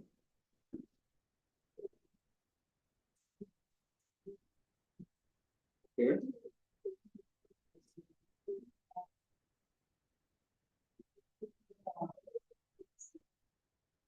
In 2008, 2020. It's a 4 year cycle. No, but. Oh, it is true, because that was the first chance for the country to mention what it had done with the REDD Plus activities since the beginning of REDD Plus. So the subsequent ones are likely to be shorter because we are achieving results and we want to report and start also looking for some more results. But this was the first time. So the 2008-2020 is true. Okay. So let's continue. This was the additional summary on the sections.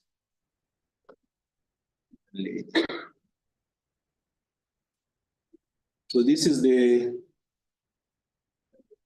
national circumstances and approach to REDD Plus, and the subsection is mentioning about the Uganda's national context.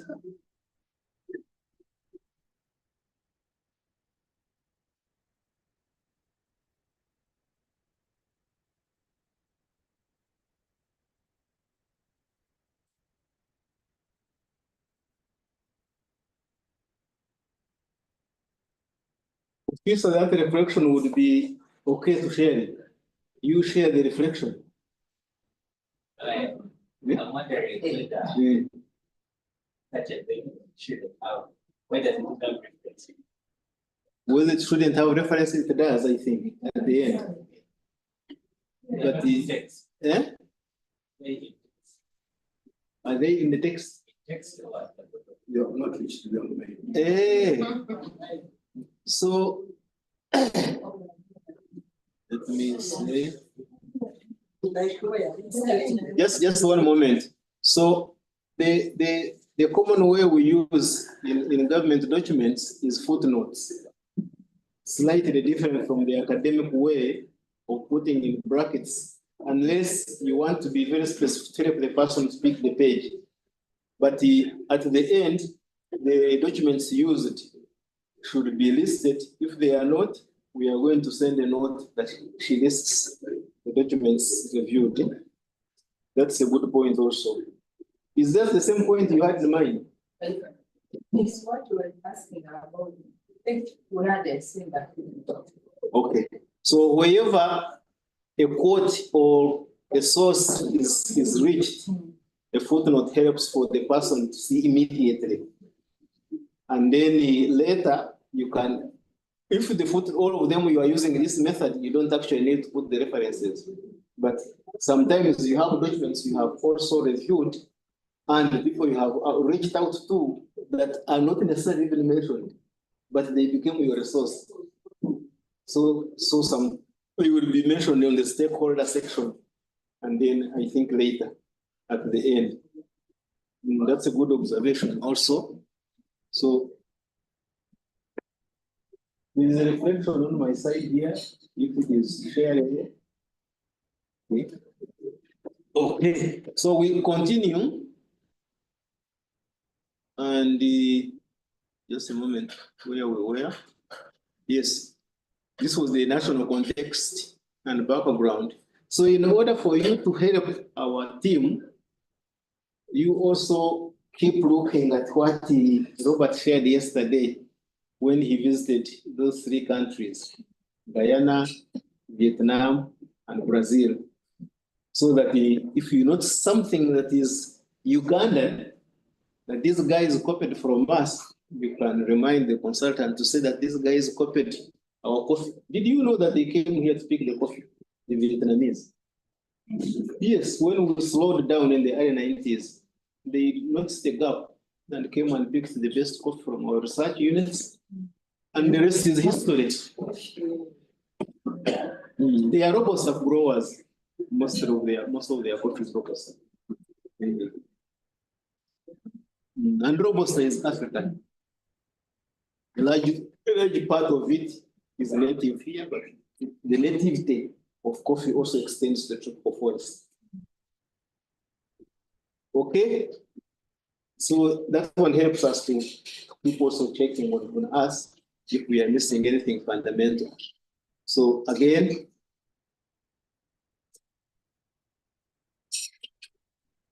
I'm going to the next subheading.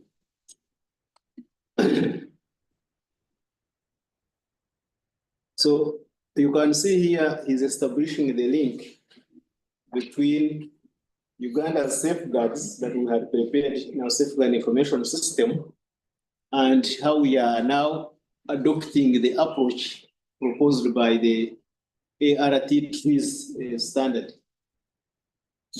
And so in this context, this second SOI also includes key information related to architecture for REDD transactions. And you will have to help me on this one. The REDD plus excellency. The REDD plus environmental excellency standard. Yes, the REDD plus environmental excellence standard. The REDD plus environmental excellence standard. The REDD plus environmental excellence standard. Yes, it helps. That repetition helps. Yes, the safeguards requirements. So in this second one, we are emphasizing on how the elaborate approach of outlining the safeguards that is applied by ART trees is becoming also our method. But in addition to that, because we want to apply for resources under that standard, we are also mentioning that we are conforming to it. And so as new standards and opportunities emerge, Uganda aims to continue strengthening its implementation and reporting on safeguards based on country's approach and existing processes and governance arrangements. So these are some of the key highlights: high deforestation rates, diverse ecosystems, socioeconomic challenges. And then as part also of the context, the climate change in Uganda and the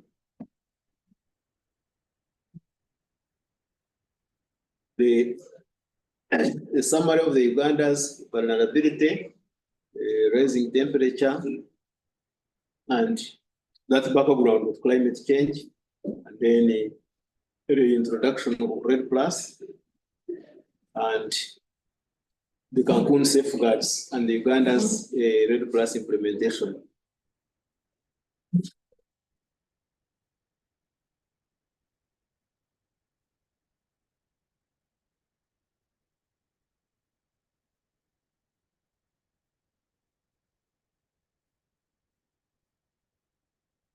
If I have moved fast, you slow me down.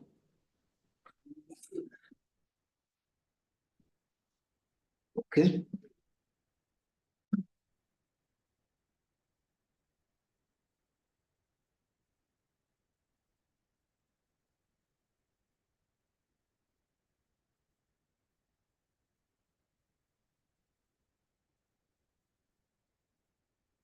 This is just a summary table summarizing the Cancun safeguard on one side and a very, very quick interpretation of how Uganda has been interpreting and applying them. It will be handy in the other next subsequent sections. So this subsection is the climate change policy and Uganda's REDD plus actions. And the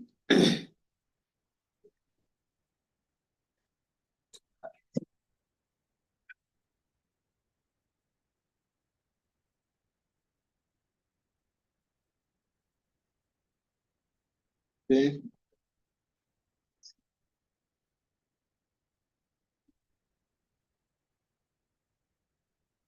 Anybody who has not seen the climate change policy?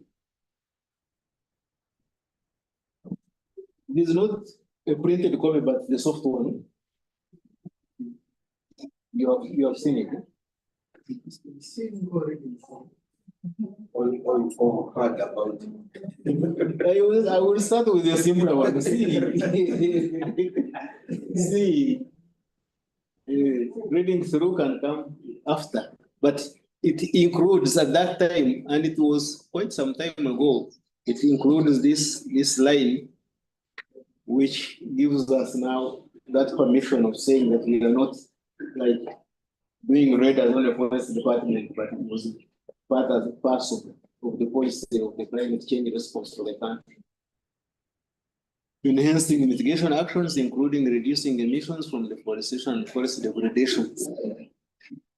Okay. So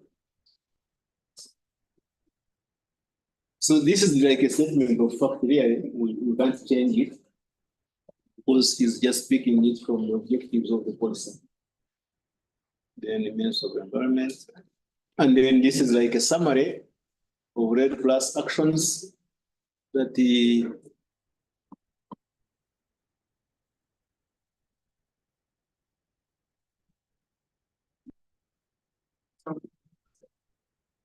so if members have a point on it, then you can mention it now and we take note of it. Was it Robert who interjected? Yes, please. It's a summary of REDD plus action. This is what the table says, key REDD plus actions in Uganda. Yes. It is not clear, maybe there will be a third column which shows the strategic option first. Then the activity, because I remember the way the strategy was prepared. Strategic option, activity. Now, what Tim also did not clear, actions implemented, these are coming from where? So, okay. Miriam, you are helping, you need to make the notes. Okay. So, on table 2, in the bracket, you can put either like a thing which is like a comment on the right side or a footnote where the comment goes down, whichever is easier for you. And then you mention the source of this table and the link of this table to the actions from the REDD strategy. And then we will forward it to the consultant, and the consultant will make adjustments as appropriate. Okay. Another point, members? Irene. Okay. Oh. You are putting examples, but they are more than that. And if we are they're like going down something detailed. Let me first go down to see if the table is crossing. Yes, it is crossing a bit, but the in some strategy area, you're not putting example there, in some you are putting example. So okay. So how should we guide the I consultant? think we should try to do examples, or if we are going down the rest of the work, taking what actions are being implemented. If it's here, then it's good that it's the actions, like how we are saying around the Central Forest Reserve Restoration Project. Is that Sounds so interesting. Okay. So we wonder whether we can do a project or just leave out the specific examples. So we have two ways. One way is to say, please type in this one, or if anyone knows where there is a comprehensive list that would be applied. And could I sit on your desk and you forward it to me or to Miriam? So that The forest reports can give us some information. You can do some information. the state.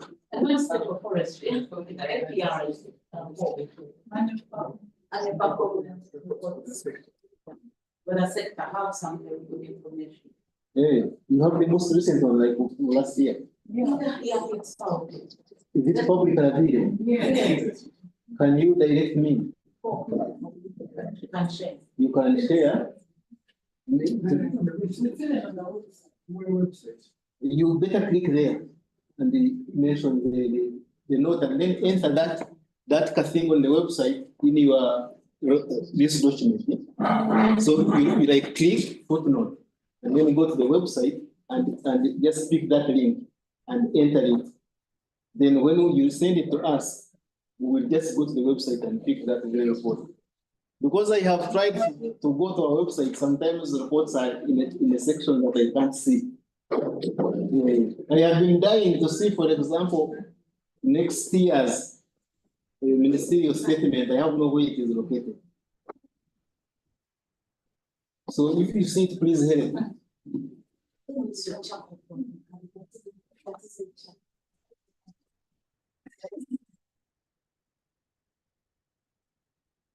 Okay, so on Chaco, you enter a footnote to say, can we? In general, some establishment, not necessarily from under FAO, they have done something. Not very good work, but they've done something. So they take the number of fast growing species, done but specifically for Chaco. So do we want to just pronounce ourselves from eucalyptus or we can say? I need a favor from you, Irene.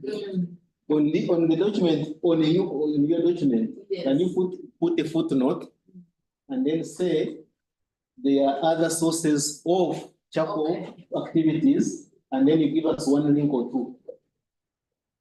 And then when you share, but we are also typing that in case you miss it, we will request you to share. But if you can put a footnote now, this would be a very good use of that advice.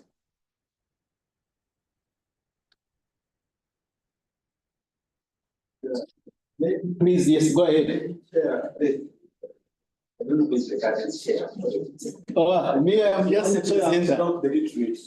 I'm just a presenter. A facilitator. Apologies, Chair. As by your seat. Maybe the proposal facilitator would do.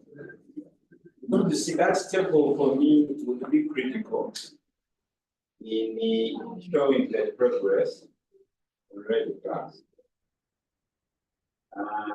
Why don't we now have it as an annex? That's that it's not now a table. Because now it is going to be populated. You have heard there is a lot of information. So, and then we change it from irregular plus action becomes progress and implementation of REDD plus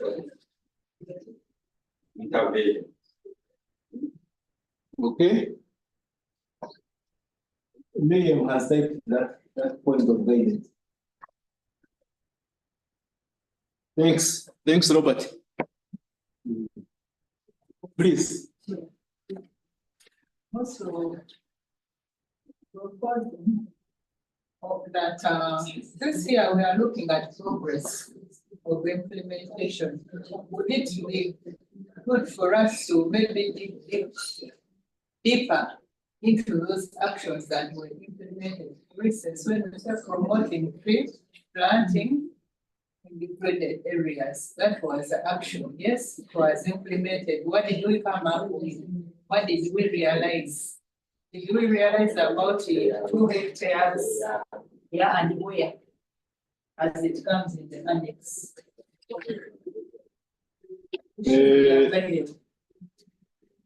So there is,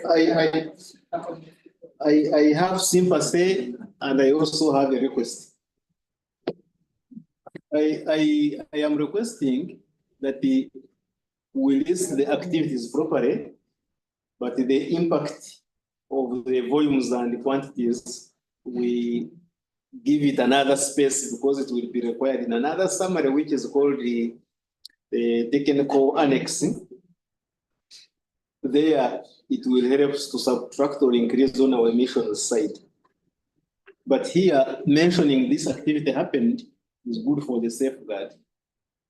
I am requesting that we don't kill the team working on this one to that detail, because the other team, which is what you remember the other section, which were technical sections on our trees application, the other non-safeguard sections, that team is working, is led by Fowler. It is entering the numbers.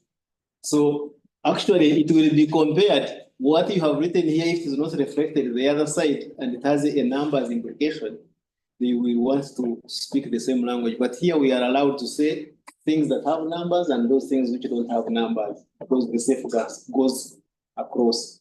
But the listing of the activity, we have agreed that as much as possible, if you have anything, enter here, send reference, we check it and enter. And then we have agreed that if the list becomes too long, make it an annex. And then we keep on a short summary and then we refer to the annex. No, but if you have something in your document here, put a footnote and then say, check this for the specific activity. And then when you are sending us, that footnote will still be there because you are using track changes. And then we shall pick it up and follow it up.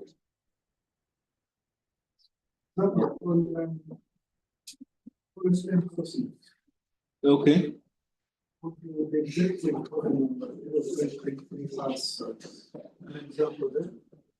Say it again. Executive.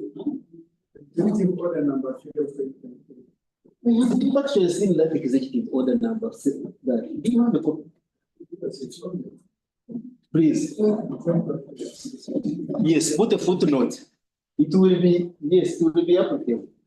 Any actions that are resulting from good behavior. That's where we are getting the numbers that we are taking to the market. So if you explain to the people and people change their behavior, or if you enforce the law and the law results into less or additional planting or protection, they become reflected into the results, which will be picked in the other team of fowl.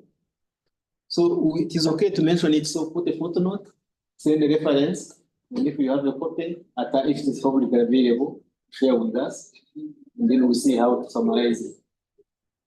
Thanks. Members, I shift to the next page. Okay.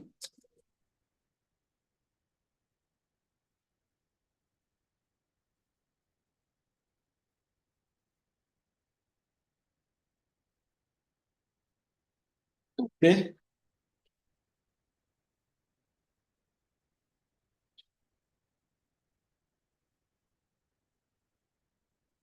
So the next table is saying, the precursor to that table says, therefore, Uganda's climate change policy and REDD+ actions are closely linked in the following ways showed in table 3. And table 3 says, climate change policy focus and how REDD+ contributes.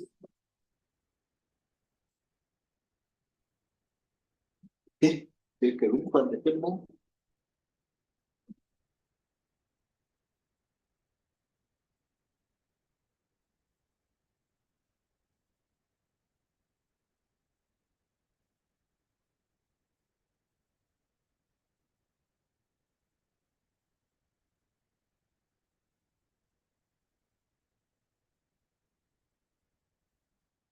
So my own thought would be like Uganda 6 funding, I would change the word 6 and say mobilize it.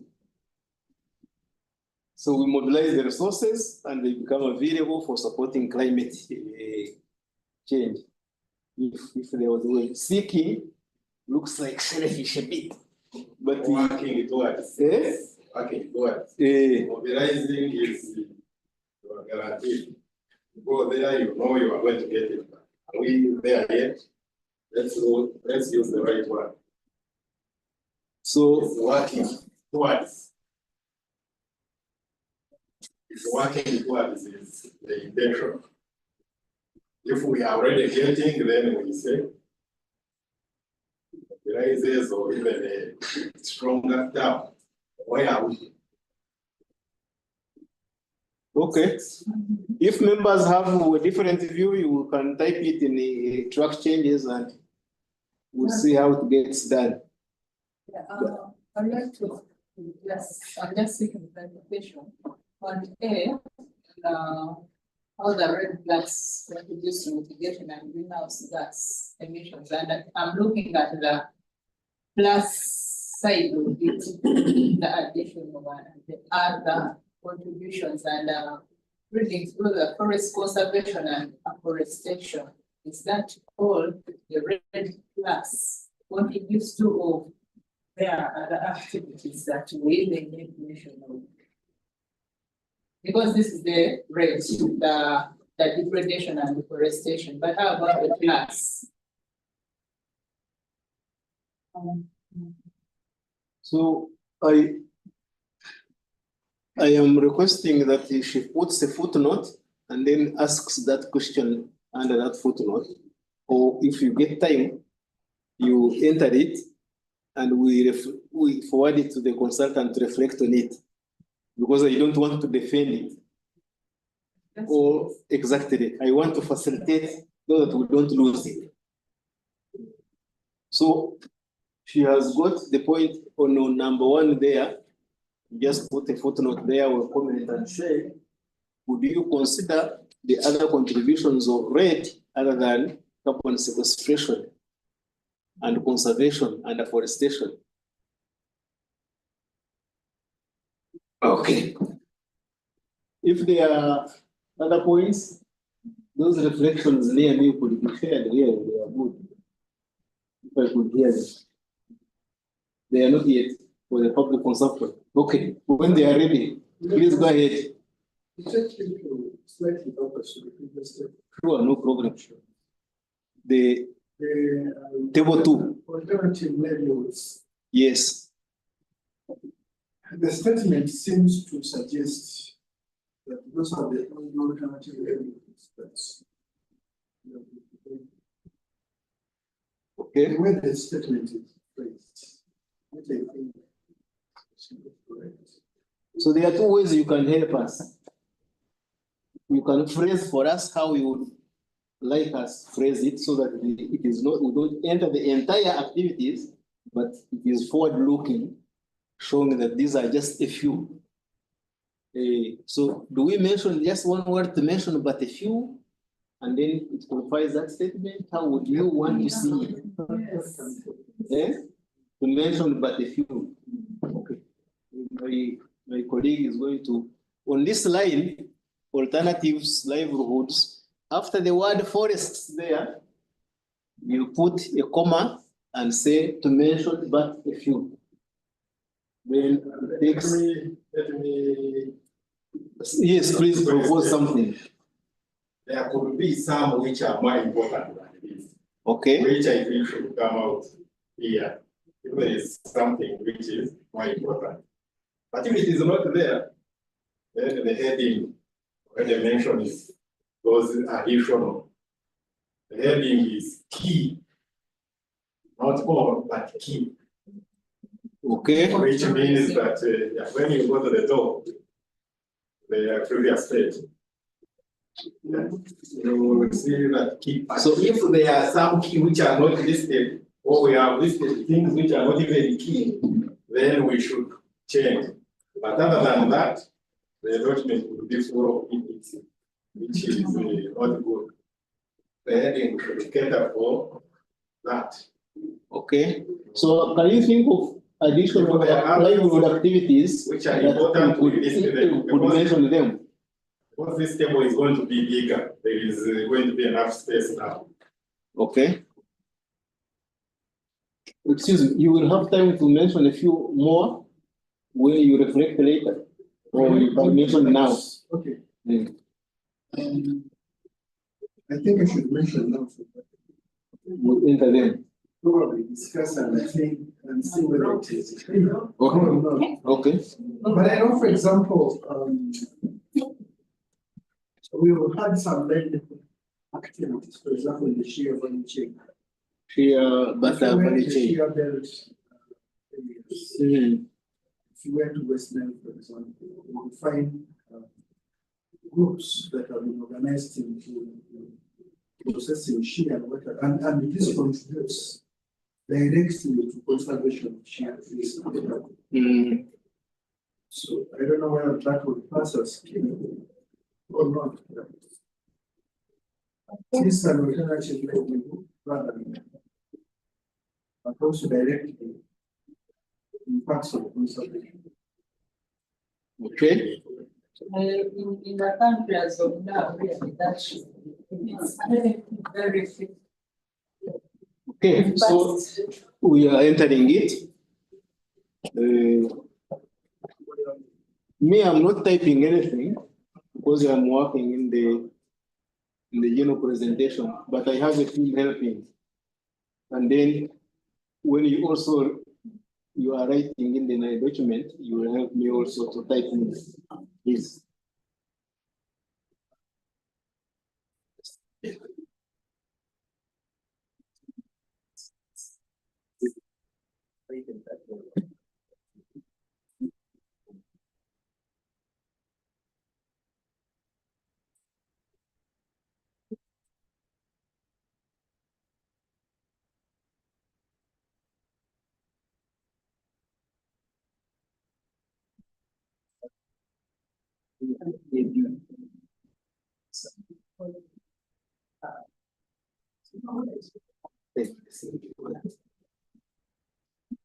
But you can also use the comment site so it goes east, like going down.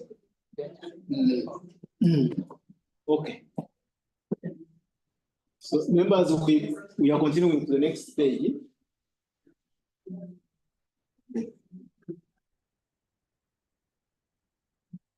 So this again, this is another subsection. Yes, please.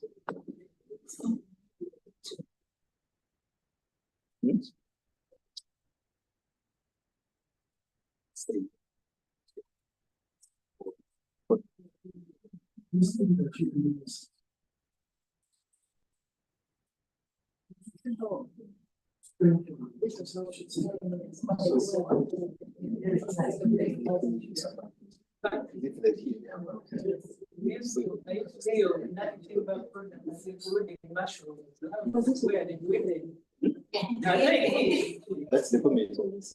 You want to Really, if we want to do it, my one is here. Shall we let it be determined whether it is T or not.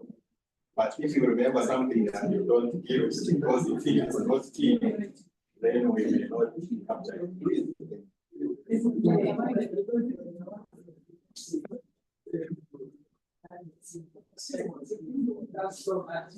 Okay. There's something you are reflecting that you can share. Also add that information as an alternative livelihood. Okay. Then you go back here. Here.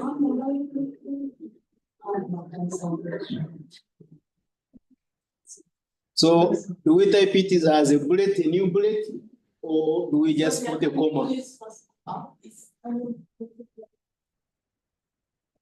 I have gone up.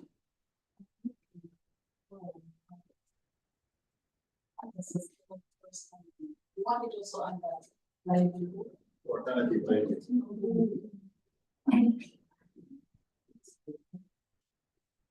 So there is this one here, Irene. There is this one, but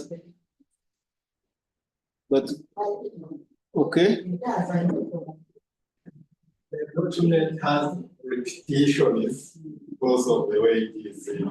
So if you are capturing something from this area, you could end up putting it in the other. No, but it's So okay. That's fixed there. we can put it, and then the editorial team, final editing.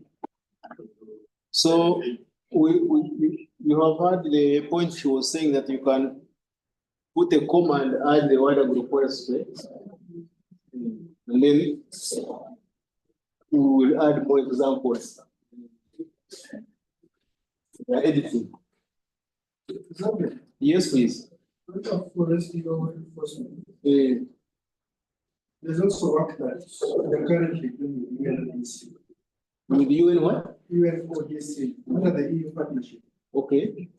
EU forest partnership. Uh, That is strengthening, there's a project about strengthening the criminal justice system. mm, To handle, I think, forest crimes. I don't know about the full. handle forest crimes. Specifically forest crimes. I think it is applicable. So you want to put a footnote for us as well? I'm actually trying to put it here. Okay. So you are putting a footnote for us?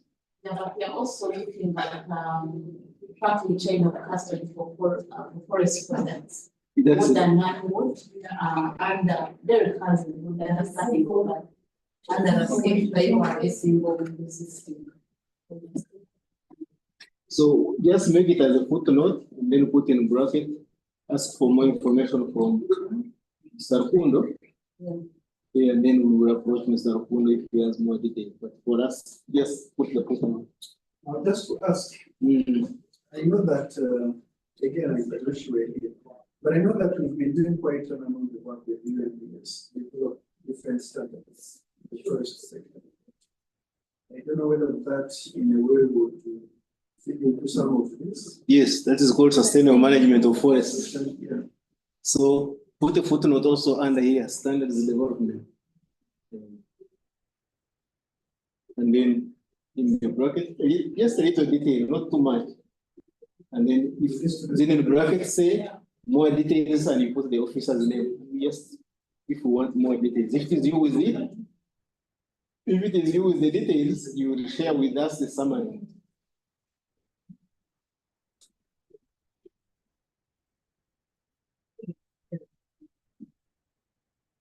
Okay.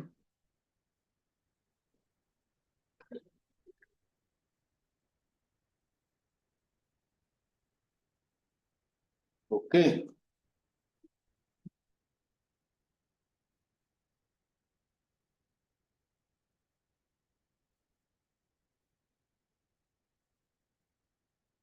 I'm listening. Is adding the footnote. Okay. Let's wait for the footnote and then we can continue. Alternatively, we can continue as then we will miss your footnote for the next section. So the next section is a summary of Uganda's updated national determined contributions, and the point here is to pick the role of REDD Plus in contribution in this Uganda's commitment. And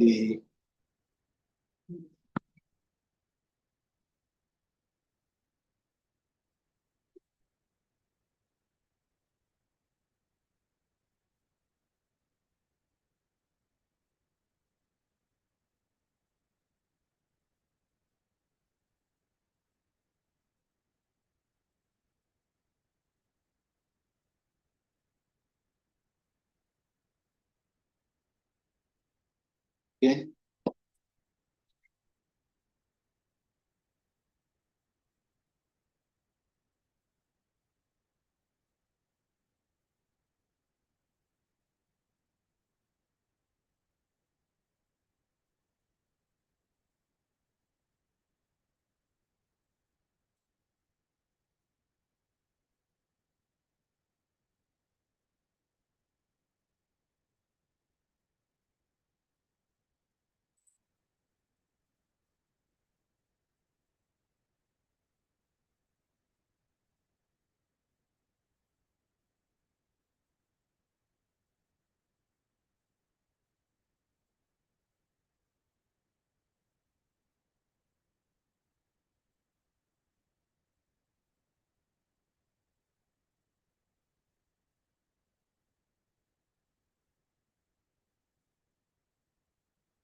Looking for the Victoria Water Management Zone section.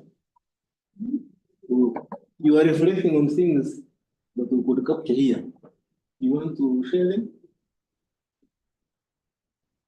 or they are not yet available? Okay, so this is the subsection of Uganda's engagement with leaf and earth trees, which we discussed yesterday. So this is like a statement that allows us to see how Uganda identified that opportunity and then how we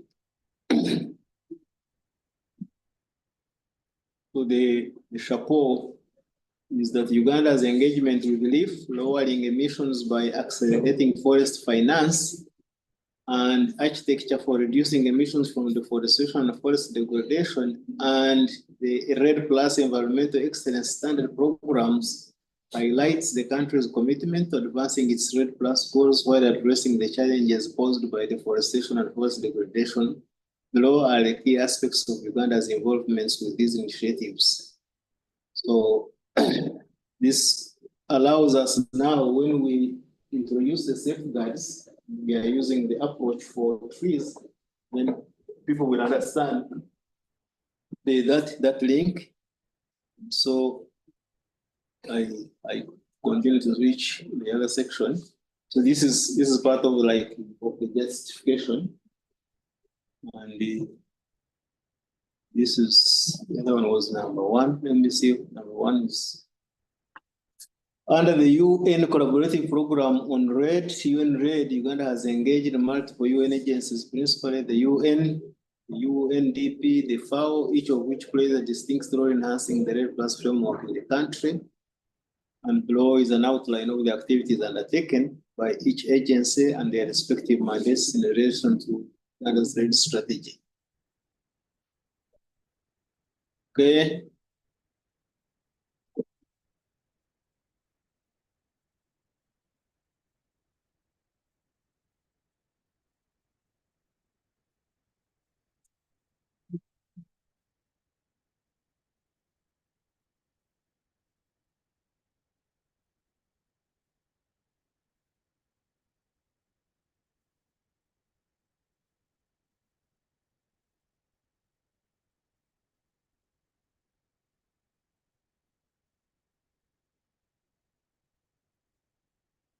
Members, do you have anything you are mentioning here?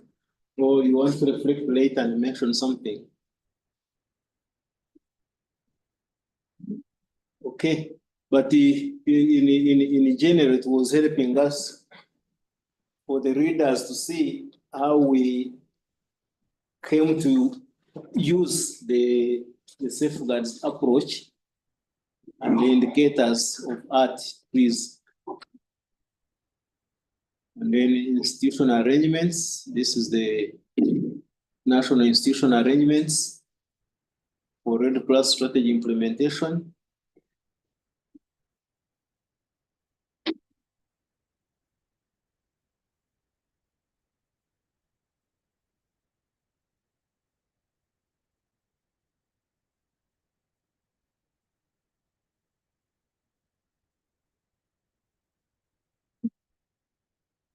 Okay. This is the section on REDD Plus management, coordination, and supervision.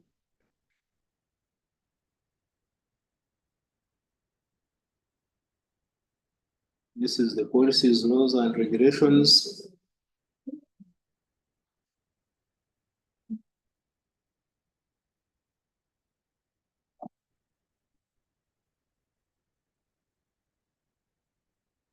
If I am fast, you slow me down. But I wanted you to see all the sections that Uganda's REDD Plus, design of REDD Plus implementation policies and measures.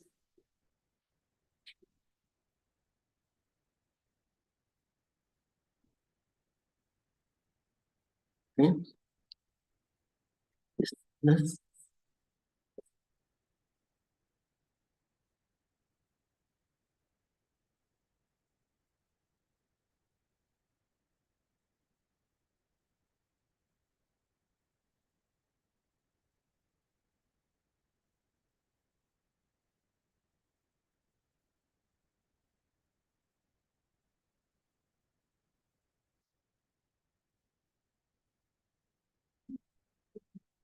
Okay. This is. So we are still in section 2. And we still have 1, 2, 3, 4 sections. Say it again. That's reminding of the next correction. Page.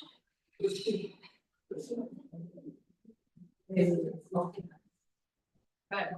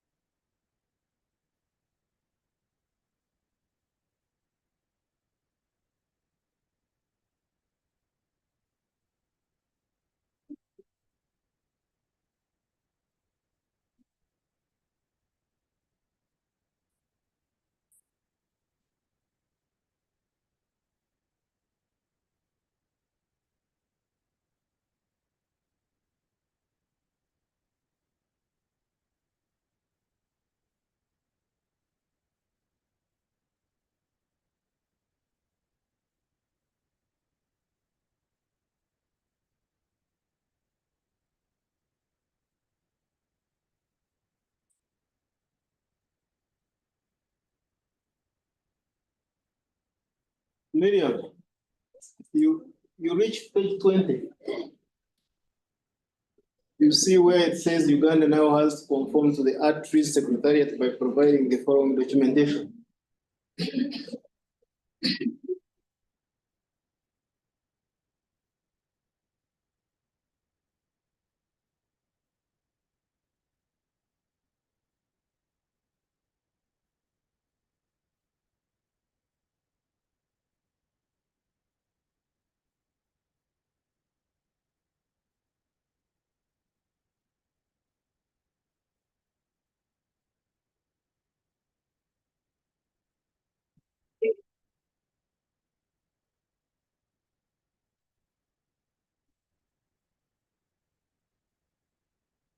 So see here.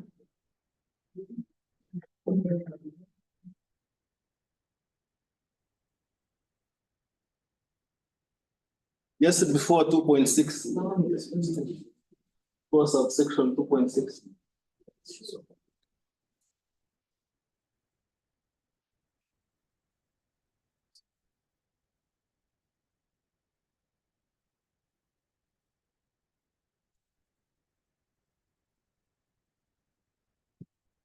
So members, I am torn between closer and the completion. So this document has 5 sections, 6 sections, and we are on the second. And this is just the introduction section. And the chair mentioned that we are not coming back after lunch. So I wanted to rush through so that you members, you can just have a quick look up to the end. And then later you can get a little an hour. You put in an hour for us and share. After here, please. I want to suggest for you who have been in the process of developing this soil. You know probably those particular sections that you meant to be really need a little bit. The could target look at this. And then these other ones, when you get time, you can look at them. But I'm sure there must be those areas. Maybe the safeguards things like that. So I don't know. Very honestly, it has sections like the introduction section. You are very useful because it gives the background facts. This is where you are most useful. Because like now the points you were mentioning, those are facts we don't want to enter which are wrong. And if members would actually clean section 2 for us and share back. Because like, let me show you section number 3.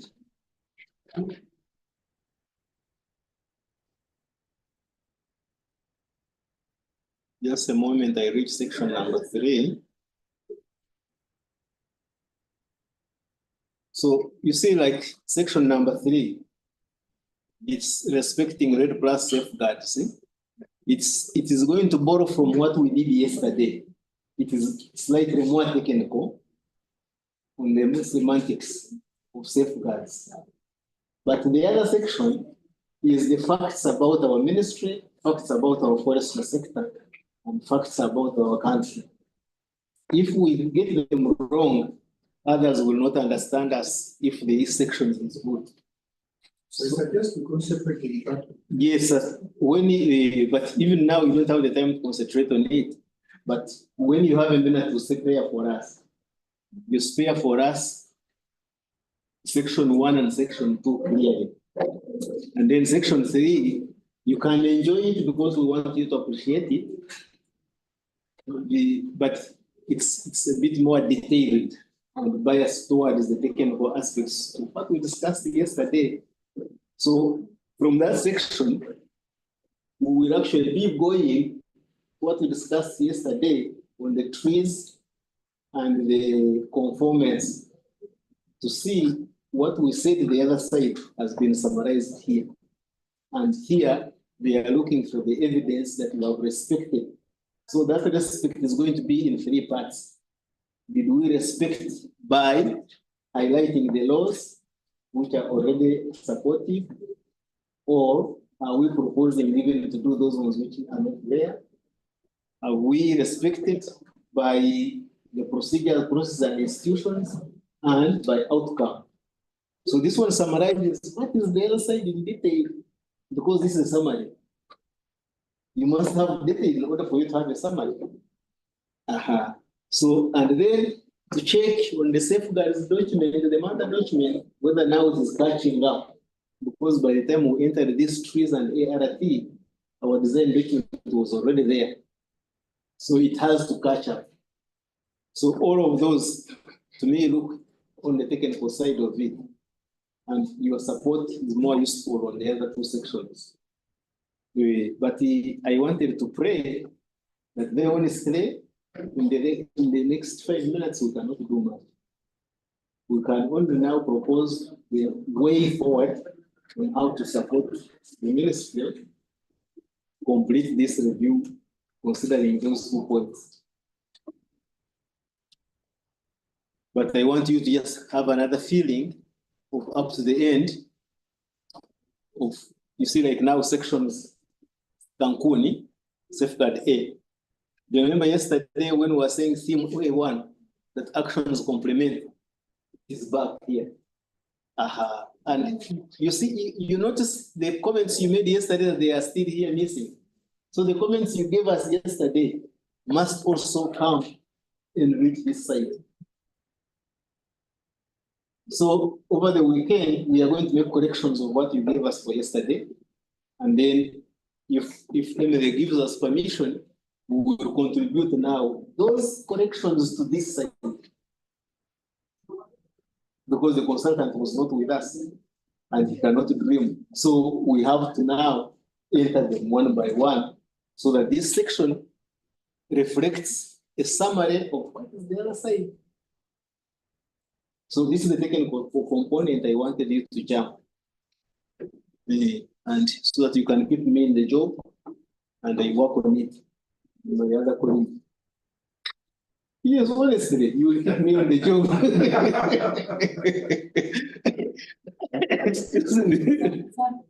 Yes, yes. I think I put my head, and I have to some training and numbers of people that are there, but there's no annex for this. And also, again, I remember in our previous discussion, I believe we said these things should be on either on the system, the safeguard information system. But up to now, I feel that it's empty. Like most of the things, there are no documents. These things are not reflected. So anyway, I know it's work in progress, but even as we're working on this, because if the participants, they need to find somewhere they can, refer to. So now I have a request. When you see something that requires like evidence, you don't have to have the evidence. You just mention in the footnote and say, could you have this in another section and you refer to it or something like that. So that now we refer to it and put an next if it is available. And then for you, for Hope Directorate, this support that we have is up to around September. So some of the activities you are mentioning of lifting the website are included. It is because it's activity ending in April or before that period. But they will now be uploaded to the system. Is part of the support that is ongoing. But when you are going through, there is no stopping you from making a comment in that section. Please, with the the other thing was what you are saying. These documents, there are very many documents you are submitting to external parties will be used one day when the auditors come in. It is the starting point. They said you have had these sessions. There is an ongoing session here. Is there anybody who is preparing a report about it? Because these are the documents which will be compiled, and when the auditors walk in, they will just be saying, you said you had these many sessions. Where is evidence? If you cannot present that, however good the document is, however clear it is, you have failed. So the payments, getting those payments will be a challenge, and of course you know what organize reporting and keeping track and updating websites is where we go wrong. We do not update. The website will be launched, you will stay with that kind of information forever. You will resolve so many issues to do with the yes, but documenting them is a problem. So we have no way of. So I think you help you work on helping the ministry at least to start populating those files. Yes. We can have photos. We can have photos of meetings we have had. Are they available? Yes, take photos, but they should be filed and available. Please, thank you. So I must bring this session to a close by asking our next steps. So my request was you spend an hour for us and look at the sections with emphasis on the first two. But there is no limitation on looking at the other section whatsoever once you have time. And then you share back with us. Mr. Chair, is it possible also look at it this way? I have seen some people who are very good at the first section, but there are others who could also be good in other sections amongst us. You could, if you are able to identify those who are able to help in this section and the others, deal with the other section, so that it is comprehensive. So I understand your request, but I am very realistic. So there is a limit we can get help from them when the sections become what we introduced to them yesterday. very honestly, the technical sections of each safeguard, we introduced them yesterday. So they can have the freedom to look through them and point out what is missing as they see it. But I wouldn't burden them on taking the lead on that section, very honestly. Because I know that if they give us facts on the other two sections, and then freely make inquiries, comments of any form on the other section, it will help us improve. What I wanted to get from you is some request that you can give me a time when Miriam will approach you, the way she approached you when she was inviting you here, to say, could you send the few that you have generated? Because we were given until next week to finish the comments so that we can now make full revision. So if my colleagues come around, we still an extra hour and submit today. So that's stuff. I know that when people discuss from here, it might be difficult for you to get those comments. I am worried that will be voluntary. The room, is it the? There is the room, there is the chair, there is the administration. I'm really very worried that it is the chair who will give us that permission once we consult him. But for me, I have no problem with being around at all. That is one way. The other way is like now, excuse me, like now, the points you have mentioned in your notes, are they in fact changed? Yes, sir. Just share those. Share those as they are now. And then if they give us more time, we can add on. Because I have understood that when we leave, it will be Friday, and next week it will be Monday. Share those. If the chair comes, you still are in good spirits to come back after lunch, I have no problem. I am available all day. But again, I will need also to understand whether the person supporting me would also be available. The department, they want to do it themselves. Want to sit somewhere. Which is okay. Okay, so even if I am not around, then Okay. that is fine. Still again, our chair will receive that and arrange the administration so that you can stay. I think that is marvelous, isn't it? That is lovely. So I would like to thank you again for this contribution already and your offer for additional time to complete the different sections and then to submit them. And Miriam.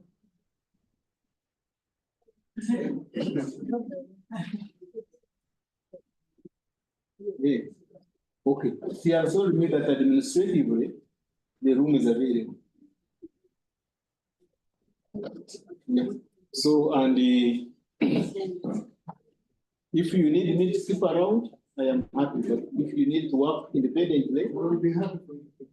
okay, that is fine. I will keep around, and if you have any points, I can share with you. I am not the one closing the meeting. I'm handing you over to the administration.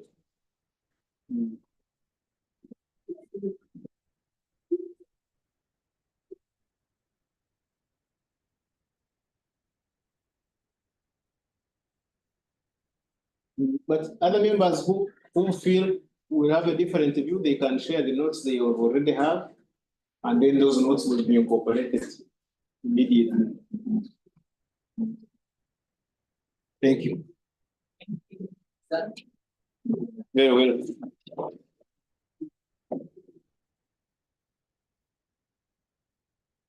You come back and teach me how to restore my scale. Who press escape? I have pressed escape. It is no change. I don't know if it knows me or not. Yellow. Yeah. That's not yet, if it's not yet. Ah, has reformed. Has reformed. Even with some reds on it. Okay. So Emma, come and make adjustments for the session has ended. Eh? No, when the chair comes for the meeting closure, but for this session, that's the best we can do.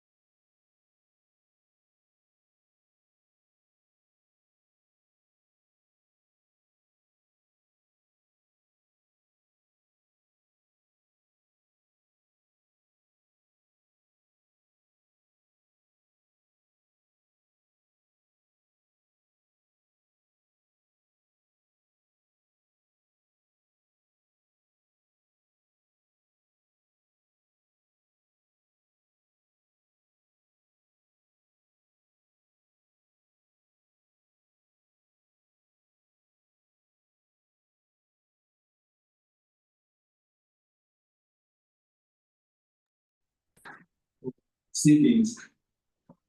So while you are away, members continue to walk through the document. And we reached about halfway when they were giving their immediate thoughts. And we agreed that the members who were using their computers right away and had typed in a few notes, we could share them immediately with our secretariat, that is Miriam. And then members who get additional thoughts even after here would share them. But also a few members have volunteered that if the room is vacant, the secretary told us that they want to stay in a few hours and continue a few more deliberations on their own account after our lunch. And so, and I have no problem with also staying with them so that we can contribute more to the corrections of the document. Then they will hand in whatever they will have finished at the time. There's a statement, I don't know whether it was part, they said that the chair can't go. They mentioned they didn't have any need for chair. Even they said even the facilitator could stay at will. Yeah, they are self-motivated to work, but the facilitator will stay because they have no problem with staying in case there is something to elaborate on. I have no problem whatsoever. So that is the summary I can hand over to you. Because of the timing, we have to stop so that we can proceed to the next steps. Thank you, our facilitator, and thanks to colleagues. Before I stepped out, I was actually worried whether we would be able to finish this document by last time. And having made the statement that we stop by lunch, I'm glad it is coming from the members that they are ready and willing to proceed. So that is very welcome. And I think it has been confirmed the room is available. And the refreshments, okay, after the evening. But don't worry about your stay, you have a comfortable stay. And 6 members have expressed that they are not comfortable continuing with the presence of the chair. I need to give them room to really finalize this. But the intention of the retreat was partly to enable us on whatever we are doing. Because we can hire the consultant, it goes away, but it remains a document of government. And now this is Minister of Water and Environment. So it's the question that we are willing to take on the mantle, and so please, we are looking forward to receiving those comments from you. And with that, we shall be able to have a document that we shall share with the other reviewers to finalize the document. So I think that way forward is very welcome. Shall be very glad to receive what will come out of that. And but do we foresee any other validation or meeting on this particular task? Yes, Chair. There are a set of consultations which are going to be under the nesting, and also the mapping stakeholders. So that's where we did anchor validation. Okay. Yeah, we always make it deliberate that whenever we have an opportunity to meet stakeholders, we share beyond that particular topic and also ensure that we get as much input as we can from them. So we shall definitely meet again to discuss this document. And so on that note, Miriam, you are making an additional pronouncement. Chair, I just want to this so that when we why are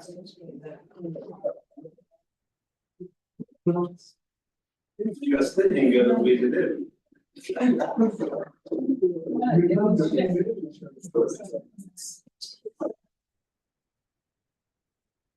Yes, Hope.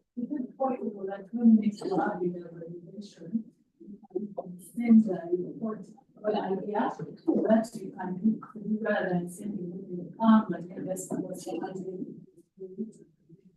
That the report. You do it and give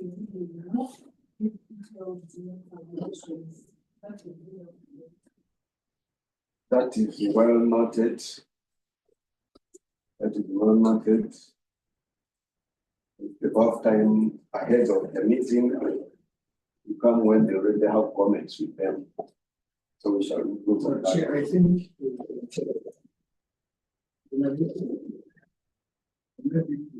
we straighten everything about this engagement at that short notice. Which I think is not fair. I received an invite to this one when I was going home to sleep. So really, I think next time we need to do better. Okay. So that we prepare, we read the instructions in advance, we can give better input than the way we've been done. Okay. Secretary, take notes.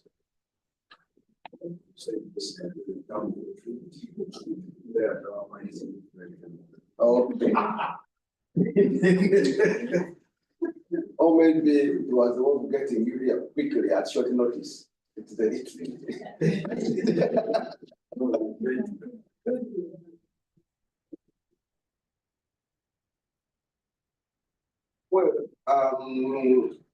It's unfortunate that it has happened that way. Look, some members received this communication earlier. And then a decision was taken to expand the group. And the stages that explain why some code is very late, but also the venue for the meeting were confirmed a bit late. But I think, okay, we will not will have to do that. So, she asked how she's going to get the comments. Are we reviewing individually or it is going to be as a group? This one's a group. Okay. Group of foresters. Okay. So, The social. I think maybe we could flip around.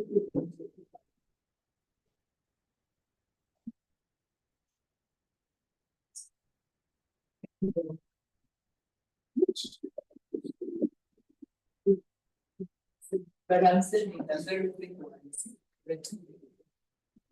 Okay, have a nice lunch. We've already given coupons. I will make the closing remarks at the end of the discussion, if I will be allowed. I should pretend to be closed now, but they will close. So, hope you are still saying something. What is it that I've always been suspecting that you want to say something?